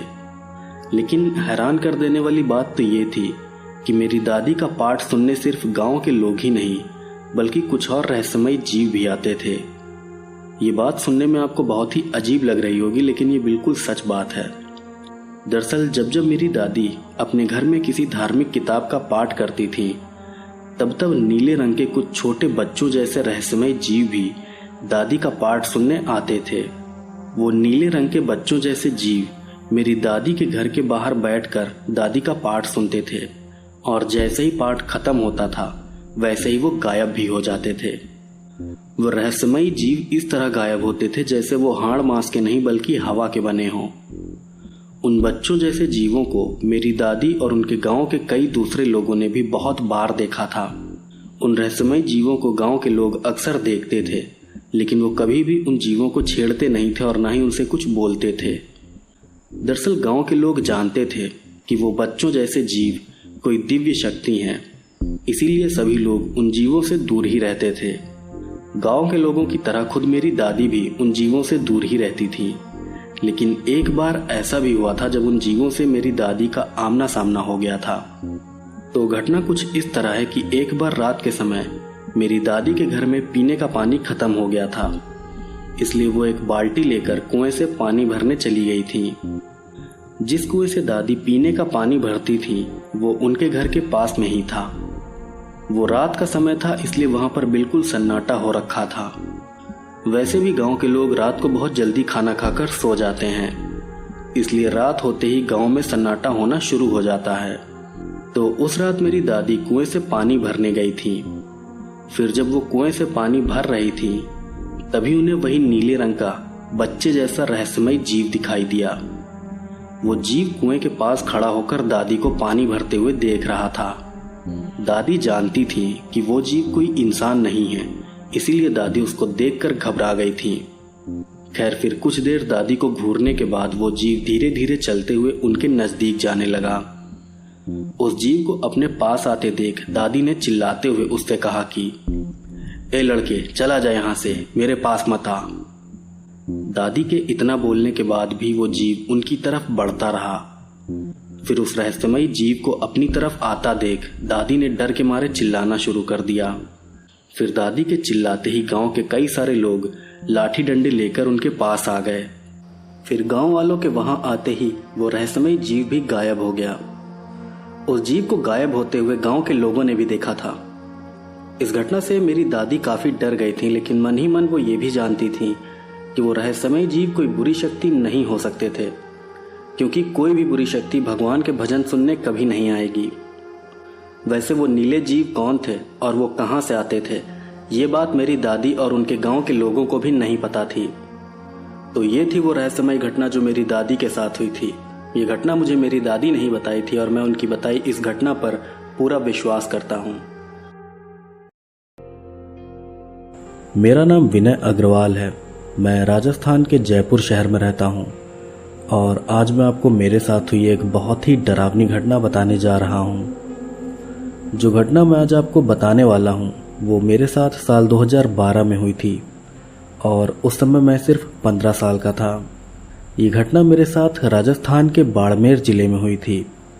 दरअसल बात यह है कि मैं रहता तो जयपुर में हूँ, लेकिन मेरा पुश्तैनी घर यानी कि मेरे दादा दादी का घर राजस्थान के बाड़मेर जिले के एक गांव में है। मेरा परिवार मूल रूप से बाड़मेर का ही रहने वाला है, लेकिन नौकरी की वजह से मेरे पापा अपने परिवार के साथ जयपुर में रहते हैं। बाड़मेर में मेरे दादा दादी और चाचा चाची रहते हैं। वैसे मैं आपको बता दूं कि राजस्थान का बाड़मेर जिला एक रेगिस्तानी इलाका है और वहां पर पेड़ पौधे भी काफ़ी कम ही उगते हैं। तो मेरे पापा साल में 2 से 3 बार अपने पूरे परिवार यानी कि मुझे, मेरी मम्मी, मेरी बहन को साथ लेकर बाड़मेर जरूर जाते हैं। दरअसल मेरे पापा का मानना है कि बाड़मेर में हमारी जड़ें हैं और वो कभी भी अपनी जड़ों को भूलना नहीं चाहते। इसीलिए पापा साल में 2 से 3 बार दादा दादी के घर जरूर जाते हैं ताकि वो और हम सभी लोग हमेशा अपनी जड़ों से जुड़े रहें। तो अक्सर दादा दादी के घर जाते रहने की वजह से वहाँ पर भी मेरे कई सारे दोस्त बन गए थे, जिस वजह से मुझे वहाँ पर बहुत अच्छा लगता था। मैं जब भी अपने परिवार के साथ दादा दादी के घर जाता था तब मुझे बहुत अच्छा लगता था। वहाँ पर मुझे पढ़ाई की बिल्कुल भी टेंशन नहीं होती थी, बल्कि वहाँ पर मैं अपने दोस्तों और चचेरे भाइयों के साथ पूरा दिन बस खेलता रहता था। खैर तो इसी तरह साल 2012 में भी मैं अपने परिवार के साथ दादा दादी के घर गया था। साल 2012 में मैं सिर्फ 15 साल का था और इस उम्र में लड़कों को सिर्फ खेलना कूदना अच्छा लगता है, जबकि पढ़ाई लिखाई में उनका बिल्कुल भी मन नहीं लगता। तो इसी तरह एक बार दादा दादी के घर पर मैं अपने चचेरे भाइयों और दोस्तों के साथ खेल रहा था। खेलते खेलते हम सब घर से थोड़ा दूर निकल गए थे। फिर शाम होने से पहले ही हम सब वापस से घर आ गए। असल में मुझे और मेरे साथ के सभी बच्चों को हमारे मम्मी पापा ने बहुत सख्त वार्निंग दे रखी थी कि हमें किसी भी हाल में अंधेरा होने से पहले ही घर आ जाना है। दरअसल मेरे दादा दादी के गांव में लोगों का मानना है कि शाम होने के बाद बच्चों को बाहर नहीं घूमना चाहिए, क्योंकि इससे उनके लिए खतरा हो सकता है। अब वो खतरा किस चीज से है ये बात कभी भी कोई हम बच्चों को नहीं बताता था।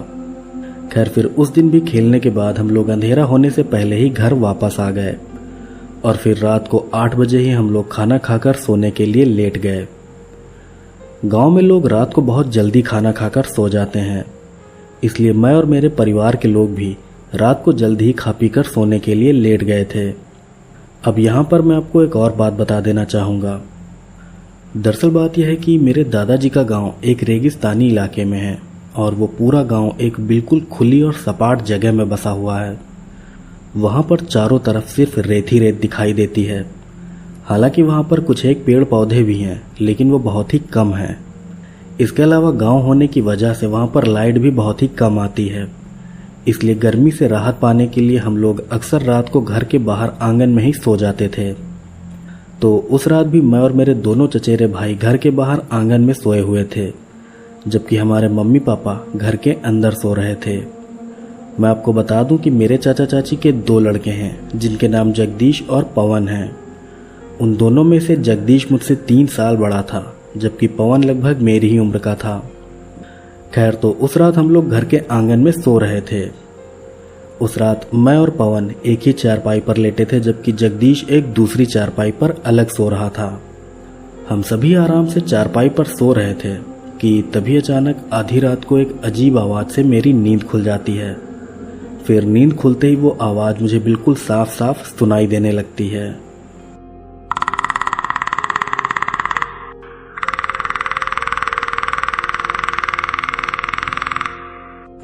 वो आवाज ऐसी थी जैसे कोई अपने दांत बहुत जोर जोर से किटकिटा रहा हो।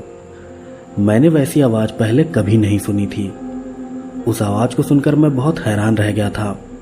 मैं सोच में पड़ गया था कि आखिर इतनी रात को यहाँ पर ऐसी आवाज कौन निकाल रहा है। फिर थोड़ी देर तक उस आवाज को सुनने के बाद मैंने अपने बगल में लेटे पवन को भी नींद से जगा दिया। तब नींद से उठते ही पवन को भी वो अजीब आवाज सुनाई देने लगी। फिर उस आवाज को सुनकर पवन भी बहुत हैरान रह गया। इसके बाद मैंने और पवन ने पास में सो रहे जगदीश को भी नींद से जगा दिया। फिर नींद से उठने के बाद जगदीश ने भी वो आवाज सुनी। इसके बाद हम तीनों लोग बहुत ध्यान से उस आवाज को सुनने लगे। फिर जब हम तीनों उस आवाज को सुन रहे थे, तभी धीरे धीरे वो आवाज हमसे दूर जाने लगी। उस समय न जाने क्यों मैं उस आवाज को सुनकर बहुत एक्साइटेड हो गया था। पता नहीं क्यों उस समय मुझे ऐसा लग रहा था कि जैसे मैं कोई पैरानॉर्मल रिसर्चर हूं और मुझे ही उस आवाज की मिस्ट्री को सॉल्व करना है। खैर, फिर मैंने बहुत एक्साइटमेंट के साथ अपने दोनों चचेरे भाइयों को उस आवाज का पीछा करने के लिए कहा। पहले तो उन्होंने मेरी बात को मानने से इनकार कर दिया, लेकिन मेरे बार बार कहने पर वो उस आवाज का पीछा करने के लिए तैयार हो गए। इसके बाद हम तीनों लोग उस आवाज के पीछे पीछे जाने लगे। किटकिटाने की वो आवाज हमारे घर से दूर जा रही थी और हम लोग भी दबे पांव उसके पीछे पीछे जा रहे थे। फिर हमारे घर से कुछ दूर जाने के बाद अचानक ही वो आवाज बंद हो गई। उस आवाज के बंद होते ही हम लोग भी अपने रास्ते पर ही रुक गए। वहां रुककर हम सब आपस में बातें करने लगे कि आखिर वो आवाज किस तरफ से आ रही थी और वो एकदम से बंद क्यों हो गई। हम लोग वहां खड़े होकर ये सब बातें कर ही रहे थे कि तभी अचानक से हमें एक आवाज सुनाई दी, जगदीश यहाँ आओ। उस आवाज को सुनकर हम तीनों लोग बहुत ज्यादा डर गए थे, क्योंकि वो आवाज किसी और की नहीं बल्कि खुद मेरी थी। वो आवाज ऐसी थी जैसे मैं कहीं दूर से जगदीश को अपने पास बुला रहा हूं। मेरी उस आवाज को सुनकर हम सभी लोग बहुत डर गए थे। हम समझ गए थे कि वहां आसपास कोई ऐसा है जो मेरी आवाज निकालकर हमें अपने पास बुलाना चाहता है। ये बात बहुत डरा देने वाली थी। फिर कुछ देर बाद हमें दोबारा से वही आवाज सुनाई दी, जगदीश यहाँ आओ। अब की बार वो आवाज सुनते ही हम तीनों लोग सीधा उस दिशा में देखने लगे जिस दिशा से वो आवाज आई थी। फिर उस आवाज की दिशा में नजर घुमाते ही हमने देखा कि हमसे कुछ दूरी पर एक अजीब सा काला इंसानी साया खड़ा है। वो काला साया एक बड़ी झाड़ी के पास खड़ा होकर सीधा हमारी तरफ ही देख रहा था। उस काले साये का आकार किसी आदमी जैसा था, लेकिन वो कोई इंसान नहीं था, क्योंकि उसका पूरा शरीर हाड़ मांस से नहीं बल्कि काले धुएं से बना था। उस काले साये की आंखें चमकदार लाल रंग की थीं और उन लाल आंखों से वो सीधा हम लोगों को ही घूर रहा था। वो काला साया देखने में बहुत ही ज्यादा डरावना लग रहा था और उसको देखकर हम तीनों लोग डर से बिल्कुल सिहर उठे थे। खैर, फिर जैसे ही हमने उस काले साये को देखा, वैसे ही उसने दोबारा से हमें आवाज लगाकर कहा कि अरे जगदीश यहाँ आओ, देखो मैं यहाँ हूँ। उस साये की ये बात सुनकर हम सभी लोग बहुत हैरान रह गए थे, क्योंकि उस साये का कोई भी चेहरा नहीं था। वो साया बिना किसी चेहरे के ही हमें आवाज लगा रहा था और ये देखकर हम सभी लोग बहुत डर गए थे। खैर, फिर जैसे ही उस काले साये ने ये बात बोली, वैसे ही हम सभी लोग डर के मारे भागते हुए वापस घर की तरफ जाने लगे। इसके बाद घर जाकर हमने अपने परिवार के लोगों को भी इस पूरी घटना के बारे में बता दिया। फिर जब हमने अपने घर वालों को इस घटना के बारे में बताया तब उन्होंने हमें बहुत डांट लगाई, और डांटने के साथ ही उन्होंने हमें ये भी बताया कि जिस चीज़ के पीछे हम लोग गए थे वो कोई जिंदा इंसान नहीं बल्कि एक छलावा था। अपने घर वालों की ये बात सुनकर हम तीनों लोग बहुत डर गए थे। हालांकि उस समय मुझे छलावा के बारे में ज़्यादा जानकारी नहीं थी, लेकिन तब भी मैं इतना ज़रूर समझ गया था कि छलावा एक तरह का भूत होता है जो इंसानों को मार डालता है। हमारे साथ हुई ये घटना बहुत ही डरावनी थी, और इस घटना के कुछ दिनों बाद ही हमारे परिवार के लोगों ने घर में एक पूजा भी करवाई थी ताकि उस छलावे का हम बच्चों पर कोई भी बुरा असर ना पड़े। और ऐसा ही हुआ भी था, क्योंकि पूजा के बाद हमने दोबारा कभी उस छलावे को नहीं देखा। दोस्तों, मेरे साथ ही एक बिल्कुल सच्ची घटना है, और इस घटना के काफ़ी सालों बाद मुझे मेरे पापा ने बताया था कि छलावा एक तरह की नेगेटिव एनर्जी या कहें कि बुरी शक्ति होती है जो इंसानों को उनके परिवार से या उनके घर से दूर ले जाकर उन्हें मार डालती है। पापा ने यह भी बताया था कि छलावा किसी भी इंसान का रूप ले सकता है, और साथ ही वो किसी की भी आवाज़ में बात भी कर सकता है, और इसी वजह से ये छलावा बहुत खतरनाक होता है। तो ये थी वो भयानक घटना जो कि मेरे और मेरे चचेरे भाइयों के साथ हुई थी। अब आप इस घटना को सच मानते हैं या झूठ, ये पूरी तरह से आपके ऊपर है। मेरा नाम अजीत नाम्बियार है। मैं केरला के कन्नूर शहर का रहने वाला हूं, और आज मैं आपको मेरे साथ हुई एक बहुत ही भयानक घटना बताने जा रहा हूं। जो डरावनी घटना मैं आज आपको बताऊंगा वो मेरे साथ साल 2007 में केरला के वेल्लानिकारा नाम की जगह पर हुई थी। दरअसल साल 2007 में मैं केरला एग्रीकल्चर यूनिवर्सिटी में ही पढ़ाई कर रहा था, और तभी मेरी पढ़ाई के दौरान ही मेरे साथ ये घटना भी हुई थी। खैर, अब मैं आपको वो घटना बताता हूँ। तो ये बात साल 2007 की है। तब मैं थ्रिसूर शहर में मौजूद केरला एग्रीकल्चर यूनिवर्सिटी में बीएससी एग्रीकल्चर की पढ़ाई कर रहा था। उस टाइम मैं थोड़ा मोटा हुआ करता था, जिस वजह से मेरे दोस्त मुझे मोटा मोटा कहकर चिढ़ाते थे। अपने मोटापे की वजह से मुझे बहुत शर्मिंदगी झेलनी पड़ती थी। इसीलिए मैंने अपना मोटापा दूर करने के लिए सुबह उठकर दौड़ना शुरू कर दिया था, ताकि मैं अपना मोटापा कम करके फिट हो सकूं। उस समय न जाने क्यों मेरे दिमाग पर रनिंग का जुनून सा चढ़ गया था। मैं रोज सुबह 4 बजे उठकर ही दौड़ने चला जाता था। कई बार तो मैं रात को 3 बजे ही रनिंग के लिए निकल जाता था। उस समय मुझे रनिंग करने में बहुत मज़ा आने लगा था, और साथ ही उस टाइम मैं काफ़ी एनर्जेटिक भी फील करने लगा था।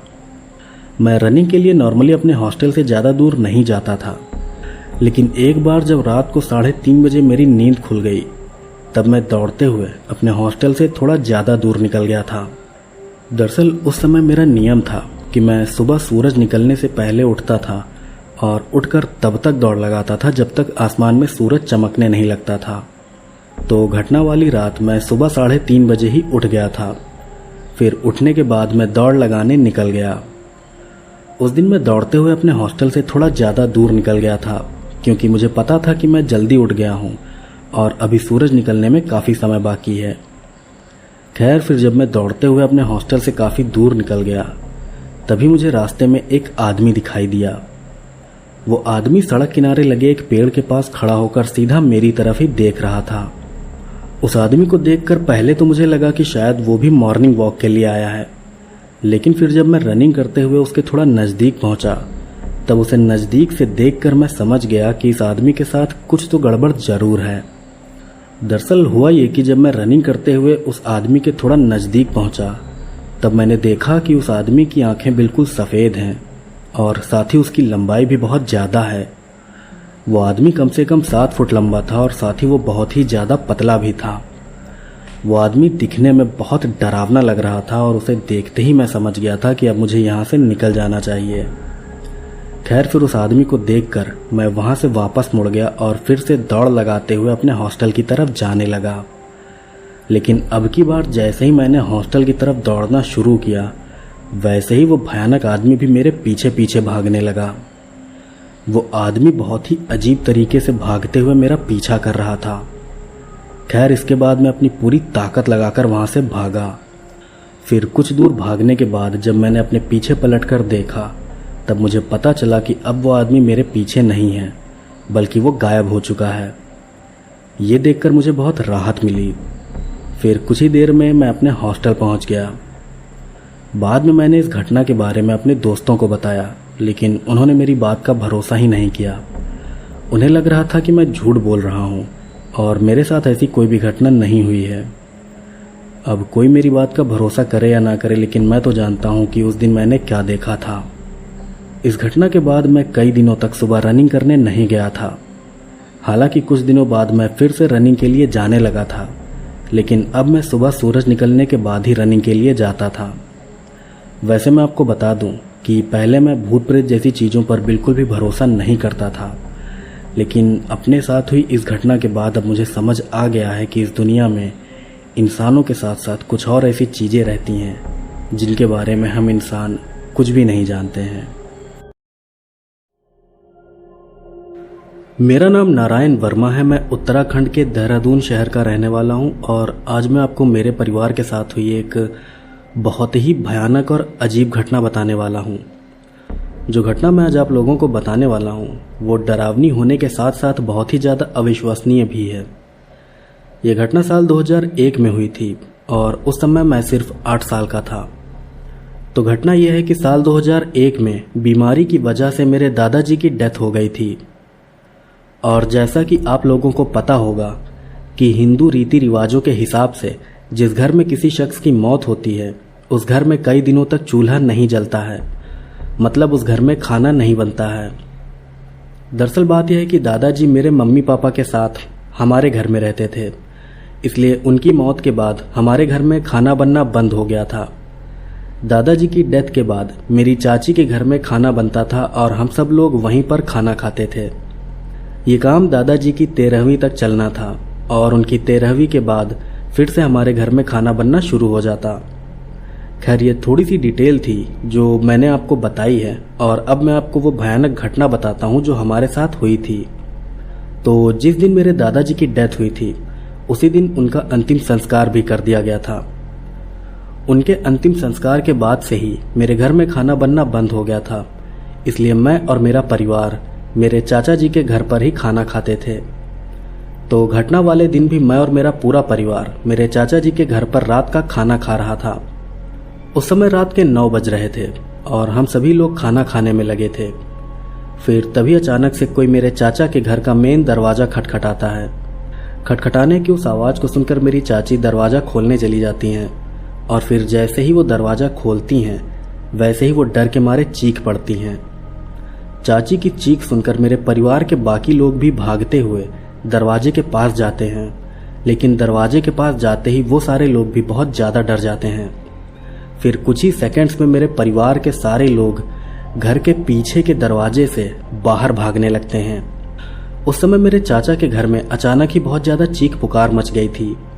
फिर परिवार के सभी लोगों को भागते देख मैं भी घर से बाहर भागने लगा, लेकिन बाहर निकलने से पहले मेरी नज़र घर के मेन दरवाजे पर पड़ी और तब मैंने देखा कि दरवाजे के बाहर मेरे दादाजी खड़े हैं। दादाजी को वहाँ खड़ा देखकर मैं बहुत ज़्यादा हैरान रह गया था, क्योंकि मुझे पता था कि मेरे दादाजी की मौत हो चुकी है और मैं ये भी जानता था कि मरने के बाद कभी कोई वापस नहीं आता है।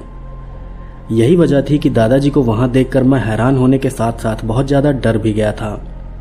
खैर, फिर कुछ ही देर में मेरा पूरा परिवार घर के बाहर निकल आया था और फिर सबके बाहर आने के बाद दादाजी भी वहाँ से गायब हो गए।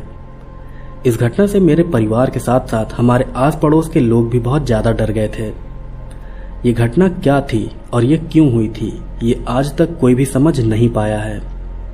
वो तो अच्छा था कि मेरे चाचा के घर में 2 दरवाजे थे, जिनमें से एक दरवाजा मेन दरवाजा था जिसमें लोग सामने से बाहर आते थे। इसके अलावा एक दूसरा दरवाजा था जो कि घर के पीछे की तरफ खुलता था और उसी दरवाजे से हम लोग बाहर भी भागे थे। तो कुल मिलाकर घटना यही थी कि मरने के बाद भी मेरे दादाजी वापस आ गए थे और उन्हें देखकर मेरा पूरा परिवार बहुत ज़्यादा डर भी गया था। हो सकता है ये बात सुनने में आपको बहुत अजीब लग रही हो, लेकिन मेरा यकीन मानिए ये एक बिल्कुल सच्ची घटना है। हालांकि मैं आपको बता दूं कि इस घटना के बाद दोबारा कभी मेरे दादाजी मुझे या मेरे परिवार के किसी भी सदस्य को दिखाई नहीं दिए।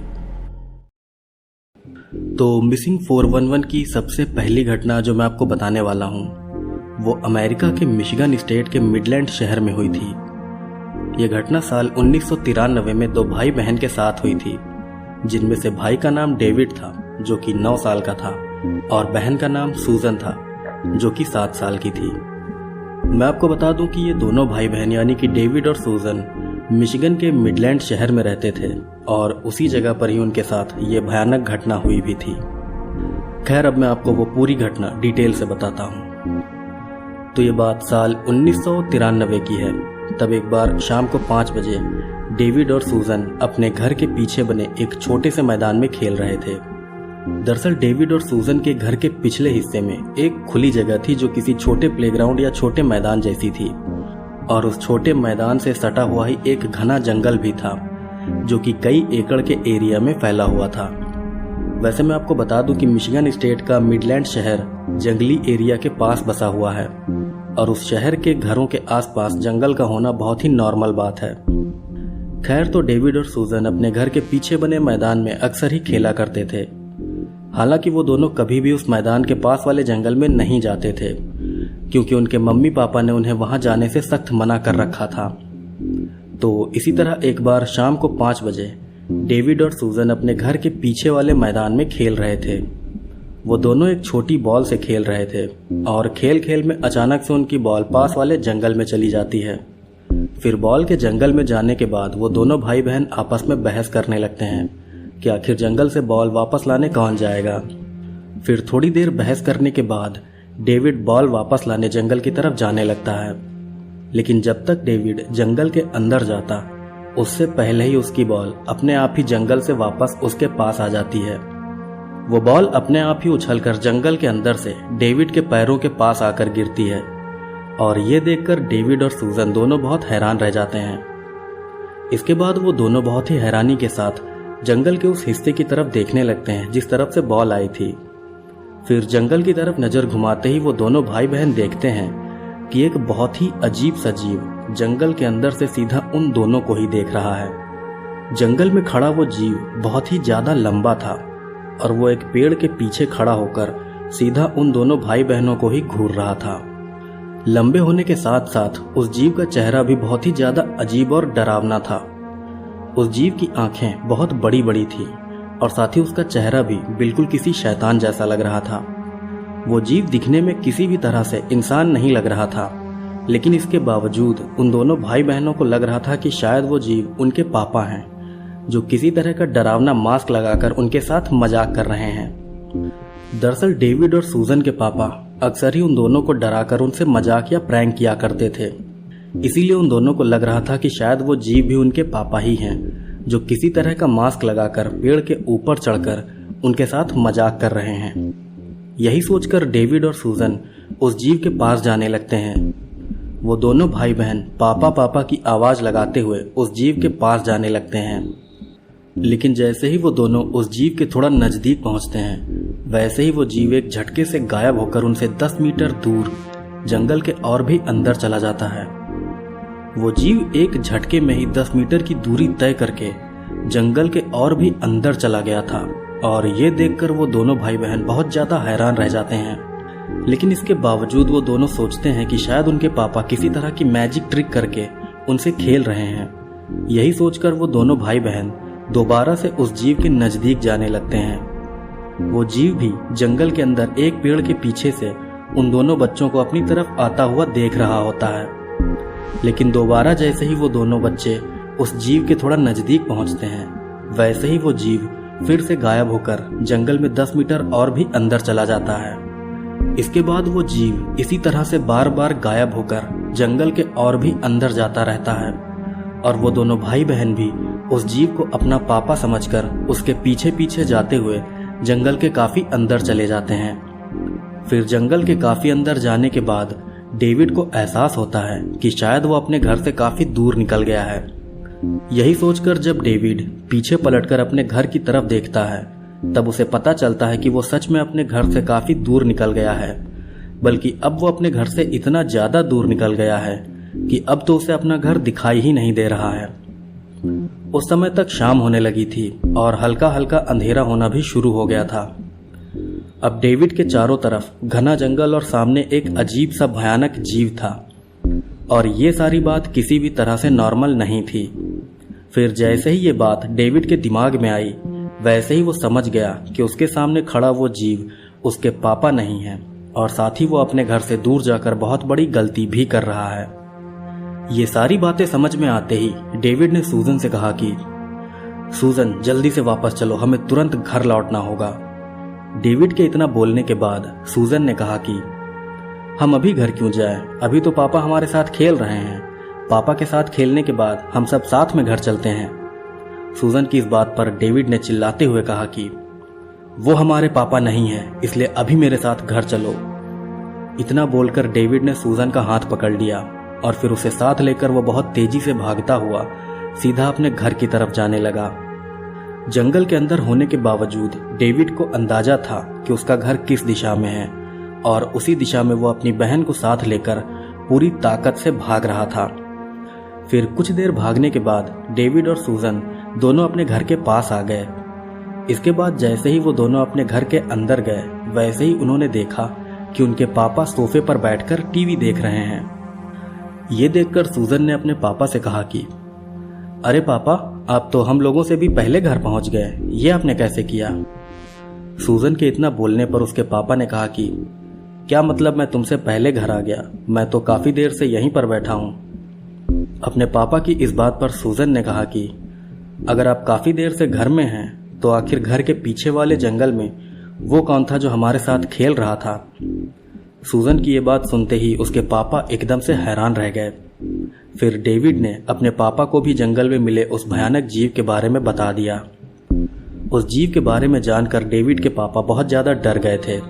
उन्हें लग रहा था कि शायद कोई शख्स उनके बच्चों को किडनैप करना चाहता है। यही सोचकर उन्होंने पुलिस में कंप्लेन भी कर दी थी।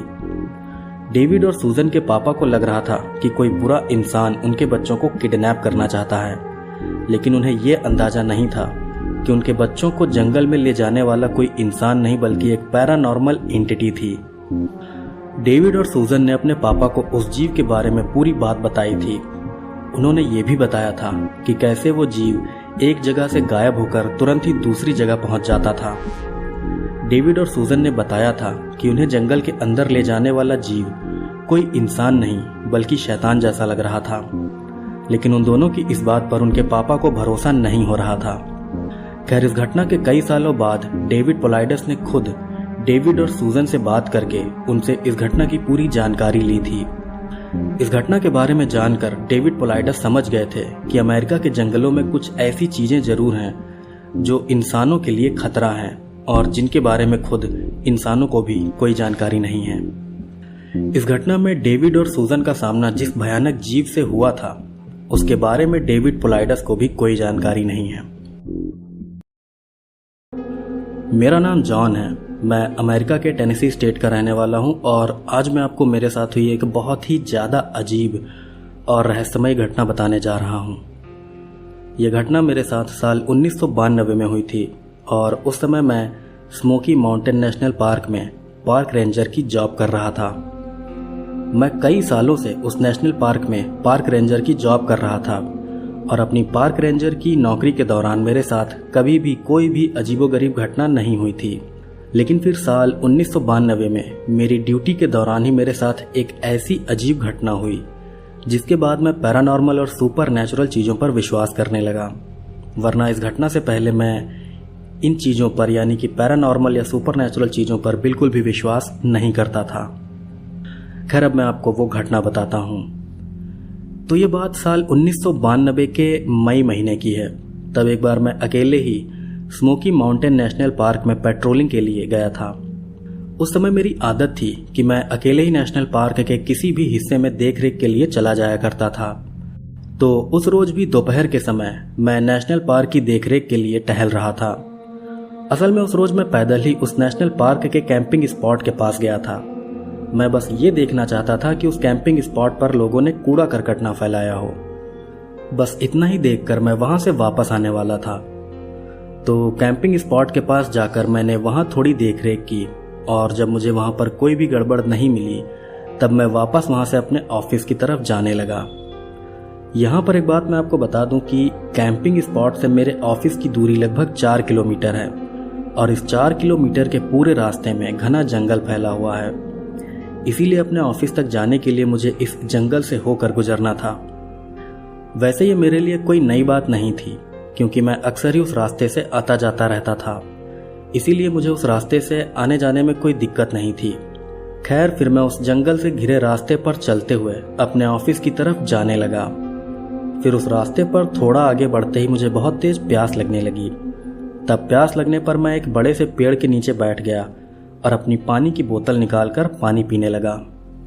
जंगल में राउंड लगाते समय मैं हमेशा अपने साथ एक पानी की बोतल जरूर रखता हूँ, क्योंकि जंगल के अंदर साफ पानी की व्यवस्था नहीं होती है, और ये बात आप भी समझ सकते हैं।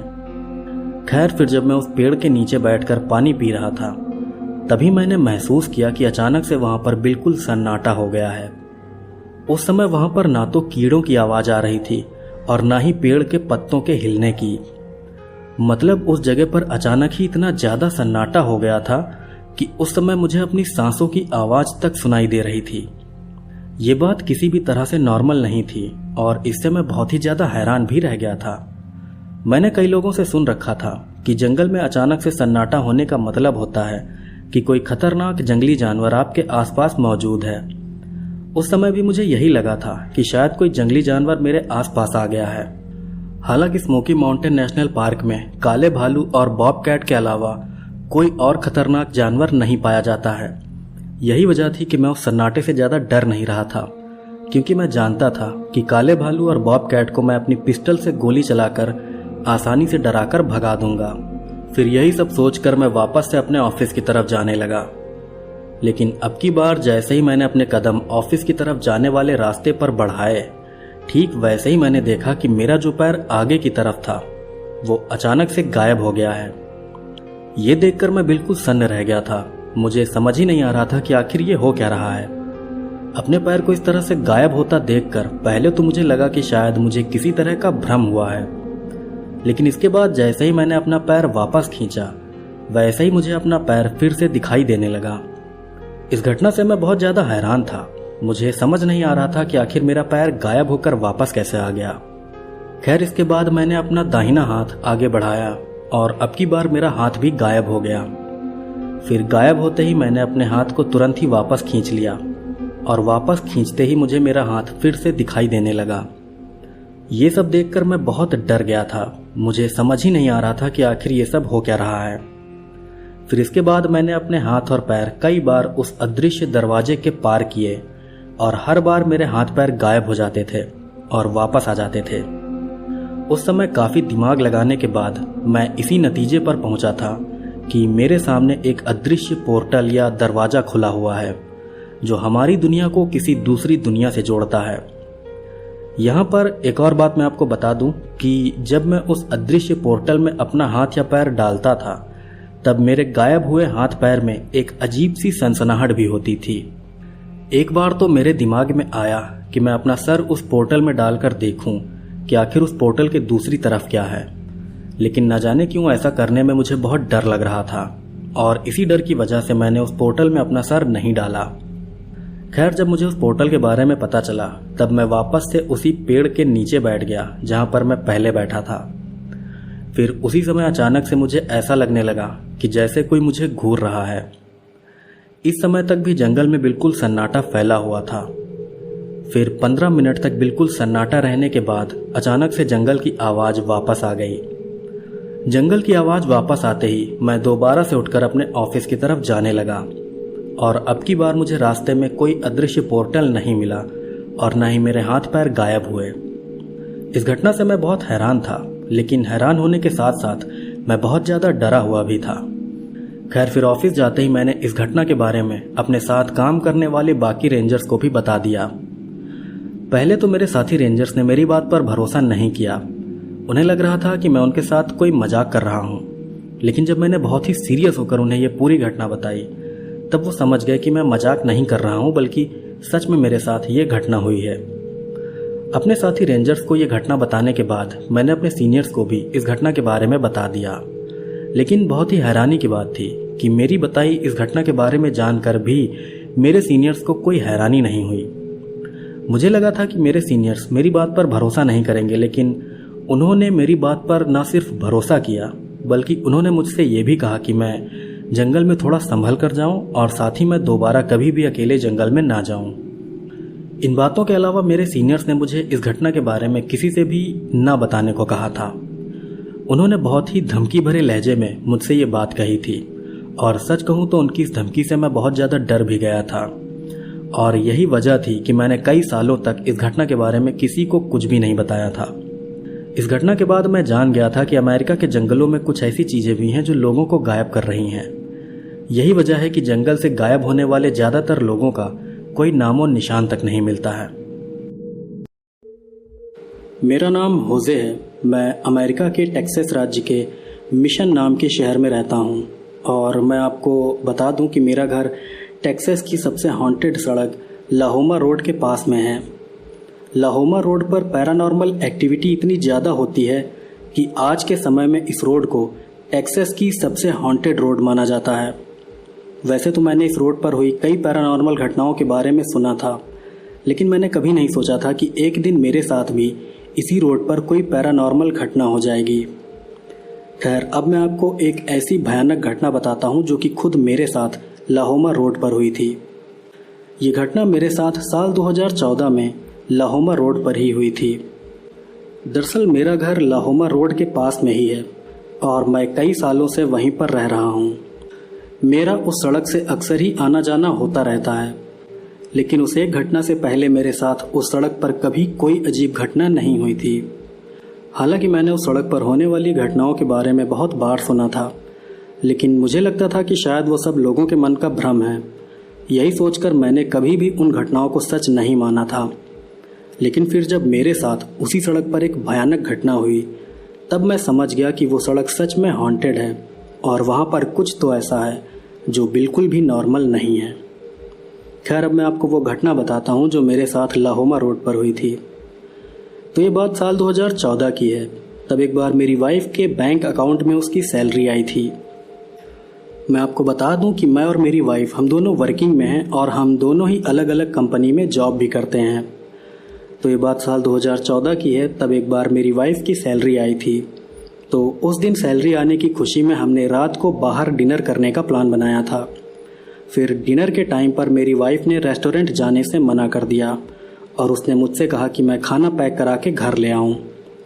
दरअसल उस रात हमने थोड़ा ड्रिंक भी किया था, इसीलिए शायद मेरी वाइफ नशे में हो गई थी, जिस वजह से वो रेस्टोरेंट नहीं जाना चाहती थी। खैर, फिर वाइफ के कहने पर मैंने रेस्टोरेंट जाने का प्लान कैंसिल कर दिया और खाना पैक कराने चला गया। वैसे मैं आपको बता दूं कि उस रात मैं और मेरी वाइफ हम दोनों ड्रिंक कर रहे थे, जिस वजह से मुझे खाना लेने जाने में थोड़ी देर हो गई थी। तो उस रात मैं खाना लेने पाम व्यू टेक्सास के वटा बर्गर रेस्टोरेंट गया था। फिर रात को 1 बजे खाना पैक करा के मैं वापस घर की तरफ जाने लगा। यहाँ पर मैं आपको बता दूं कि पाम व्यू टेक्सास का वटा बर्गर रेस्टोरेंट लाहोमा रोड के पास पड़ता है और उस रेस्टोरेंट तक जाने के लिए उस रोड को भी पार करना पड़ता है। तो उस रात 1 बजे मैं अपनी कार से लाहोमा रोड से होता हुआ वापस घर की तरफ जा रहा था। फिर जैसे ही मैं कार लेकर उस रोड पर थोड़ा आगे बढ़ा, वैसे ही मुझे अपनी कार के बगल में एक अजीब सी काले रंग की चीज़ उड़ती हुई दिखाई दी। उस चीज़ को देखकर पहले तो मुझे लगा कि शायद वो कोई काले रंग का बड़ा सा पक्षी है, लेकिन जब मैंने उस चीज़ को थोड़ा ध्यान से देखा, तब मुझे पता चला कि वो चीज़ कोई पक्षी नहीं बल्कि एक आदमी जैसा उड़ता हुआ कोई अजीब सा जीव है। उस जीव की कदकाठी बिल्कुल किसी आदमी जैसी थी, लेकिन वो दिखने में पूरी तरह से कोई इंसान नहीं लग रहा था। उस जीव के शरीर पर काले रंग के बड़े बड़े बाल निकले हुए थे और साथ ही उसकी पीठ पर 2 बड़े पंख भी निकले थे, जिनकी मदद से वो बहुत तेज रफ्तार से उड़ रहा था। उस जीव के हाथों में बड़े बड़े नाखून थे और साथ ही उसकी आंखें भी चमकदार लाल रंग की थी। वो जीव दिखने में बहुत ही ज़्यादा भयानक था और उसे देखकर डर के मारे मुझे पसीना आने लगा था। उस भयानक जीव को देखकर थोड़ी देर तक तो मुझे कुछ समझ ही नहीं आया कि आखिर वो है क्या। मैंने उस तरह का जीव अपनी पूरी लाइफ में पहले कभी नहीं देखा था। अगर एक अंदाजे से मैं बताऊं तो वो जीव दिखने में काफ़ी कुछ हॉलीवुड मूवी जीपर्स क्रीपर्स के शैतान जैसा लग रहा था। उड़ते हुए उस भयानक जीव को देखकर मैं जितना ज़्यादा डरा हुआ था, उससे भी कहीं ज़्यादा मैं हैरान था। खैर फिर वो जीव उड़ते हुए मेरी कार के बिल्कुल नज़दीक आ गया। फिर उसके नज़दीक आने पर मैंने देखा कि वो जीव मुझे देखकर मुस्कुरा रहा है। ऐसा लग रहा था जैसे वो मेरे साथ कोई खेल खेल रहा हो और मुझे डरा हुआ देखकर उसे मज़ा आ रहा हो। खैर फिर उस जीव से अपना पीछा छुड़ाने के लिए मैंने अपने कार की स्पीड बहुत तेज कर दी, लेकिन हैरानी की बात थी कि कार की स्पीड बढ़ाने के बाद भी वो जीव मेरे साथ साथ उड़ रहा था। मैं अपनी कार की स्पीड जितनी बढ़ाता, वो जीव भी उतनी ही तेज़ी से उड़ता हुआ मेरे पीछा करता रहता। फिर तेज़ रफ्तार से कार भगाते हुए मैं कुछ ही देर में अपने घर के पास पहुंच गया, लेकिन अपने घर के पास पहुंचने के बाद भी मैंने कार नहीं रोकी, क्योंकि मैं नहीं चाहता था कि वो शैतान मेरा पीछा करते हुए मेरे घर तक पहुंच जाए। उस शैतान को अपने घर से दूर रखने के लिए मैं अपनी कार लेकर सीधा हाईवे पर निकल गया। फिर हाईवे पर काफ़ी दूर तक जाने के बाद उस भयानक जीव ने मेरा पीछा छोड़ दिया। उस जीव से पीछा छूटने के कुछ देर बाद मैं भी वापस अपने घर चला गया। इस पूरी घटना की वजह से मुझे घर पहुंचने में काफ़ी देर हो गई थी। फिर घर पहुंचने पर मैंने ये पूरी घटना अपनी वाइफ को भी बता दी। पहले तो मेरी वाइफ को मेरी बात पर यकीन नहीं हुआ, लेकिन जब उसने मेरा डरा हुआ चेहरा देखा तब वो भी समझ गई कि सच में मेरे साथ कुछ तो भयानक हुआ है। इस घटना से मैं और मेरी वाइफ हम दोनों बहुत ज़्यादा डर गए थे। फिर जब कुछ दिनों बाद मैंने ये घटना अपने एक नेटिव अमेरिकन दोस्त को बताई, तब उसने मुझे बताया कि असल में उस रात मेरा सामना एक नाहुआल से हुआ था। मेरे दोस्त ने मुझे बताया था कि नाहुआल एक तरह के बहुत ही रहस्यमयी और शक्तिशाली जीव होते हैं, जो अच्छे और बुरे दोनों तरह के होते हैं। ये जीव बहुत ही खतरनाक होते हैं और इनके अंदर कई तरह की जादुई शक्तियाँ भी होती हैं। इन जीवों का दिखना बहुत ही रहस्यमयी घटना है, क्योंकि ये जीव ज़्यादातर इंसानों से दूर ही रहना पसंद करते हैं। अपने दोस्त की बताई ये सारी बातें सुनकर मुझे बहुत ज़्यादा हैरानी हुई थी। खैर इस घटना के बाद दोबारा कभी मेरा सामना नाहुआल से नहीं हुआ।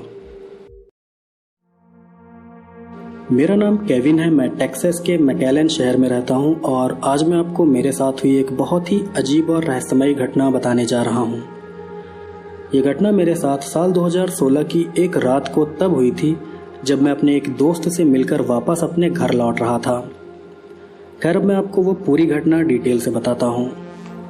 तो ये बात साल 2016 की है।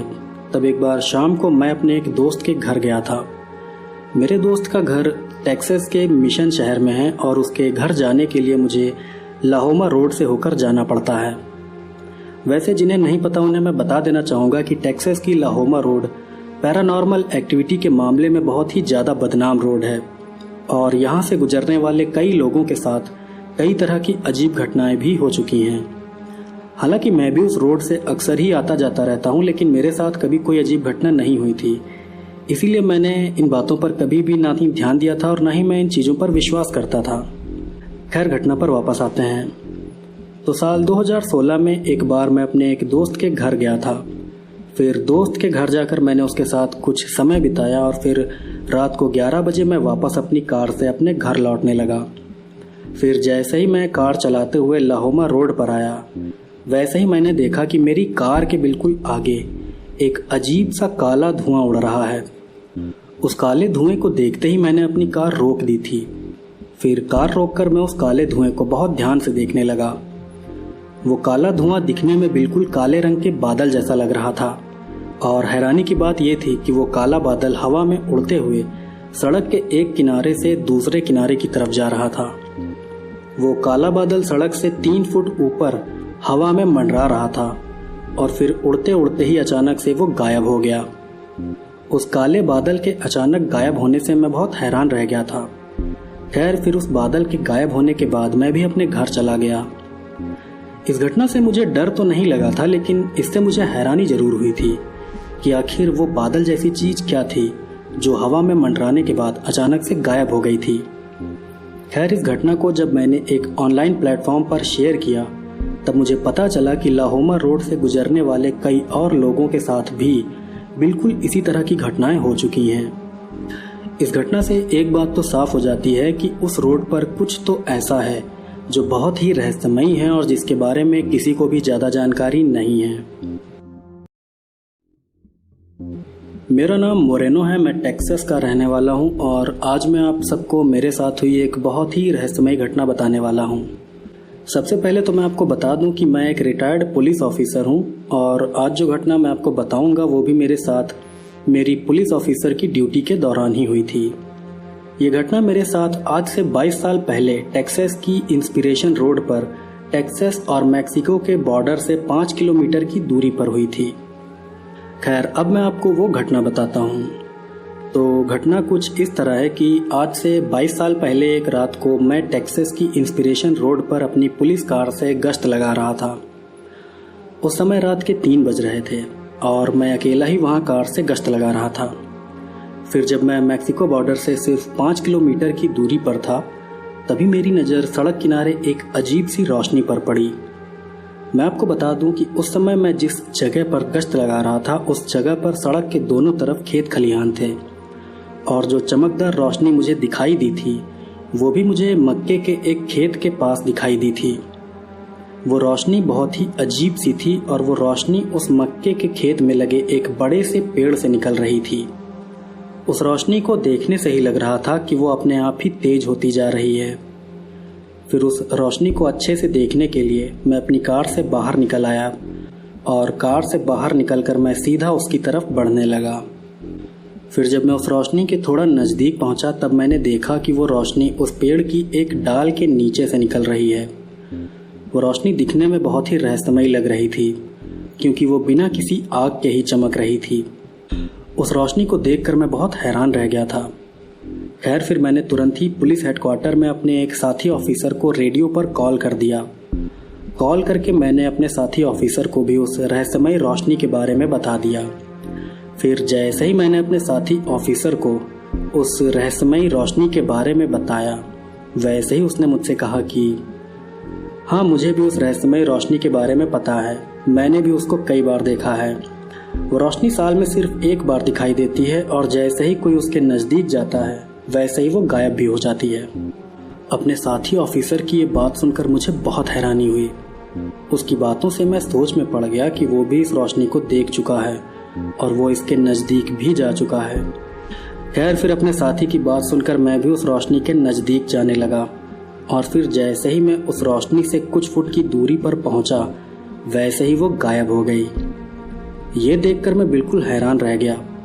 फिर इसके बाद मैंने अपनी टॉर्च निकाली और टॉर्च जलाकर मैं उस पेड़ को देखने लगा कि शायद उस पेड़ पर जलने के निशान हों, लेकिन ऐसा नहीं था क्योंकि उस पेड़ पर जलने का कोई भी निशान नहीं था, बल्कि जिस जगह पर वो रोशनी चमक रही थी उस जगह के आसपास ठंड बहुत ज़्यादा थी।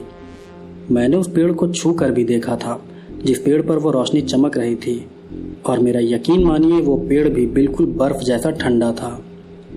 ये पूरी घटना अपने आप में ही बहुत ज़्यादा रहस्यमयी थी। खैर, इस घटना के बाद मैंने दोबारा कभी उस रोशनी को नहीं देखा।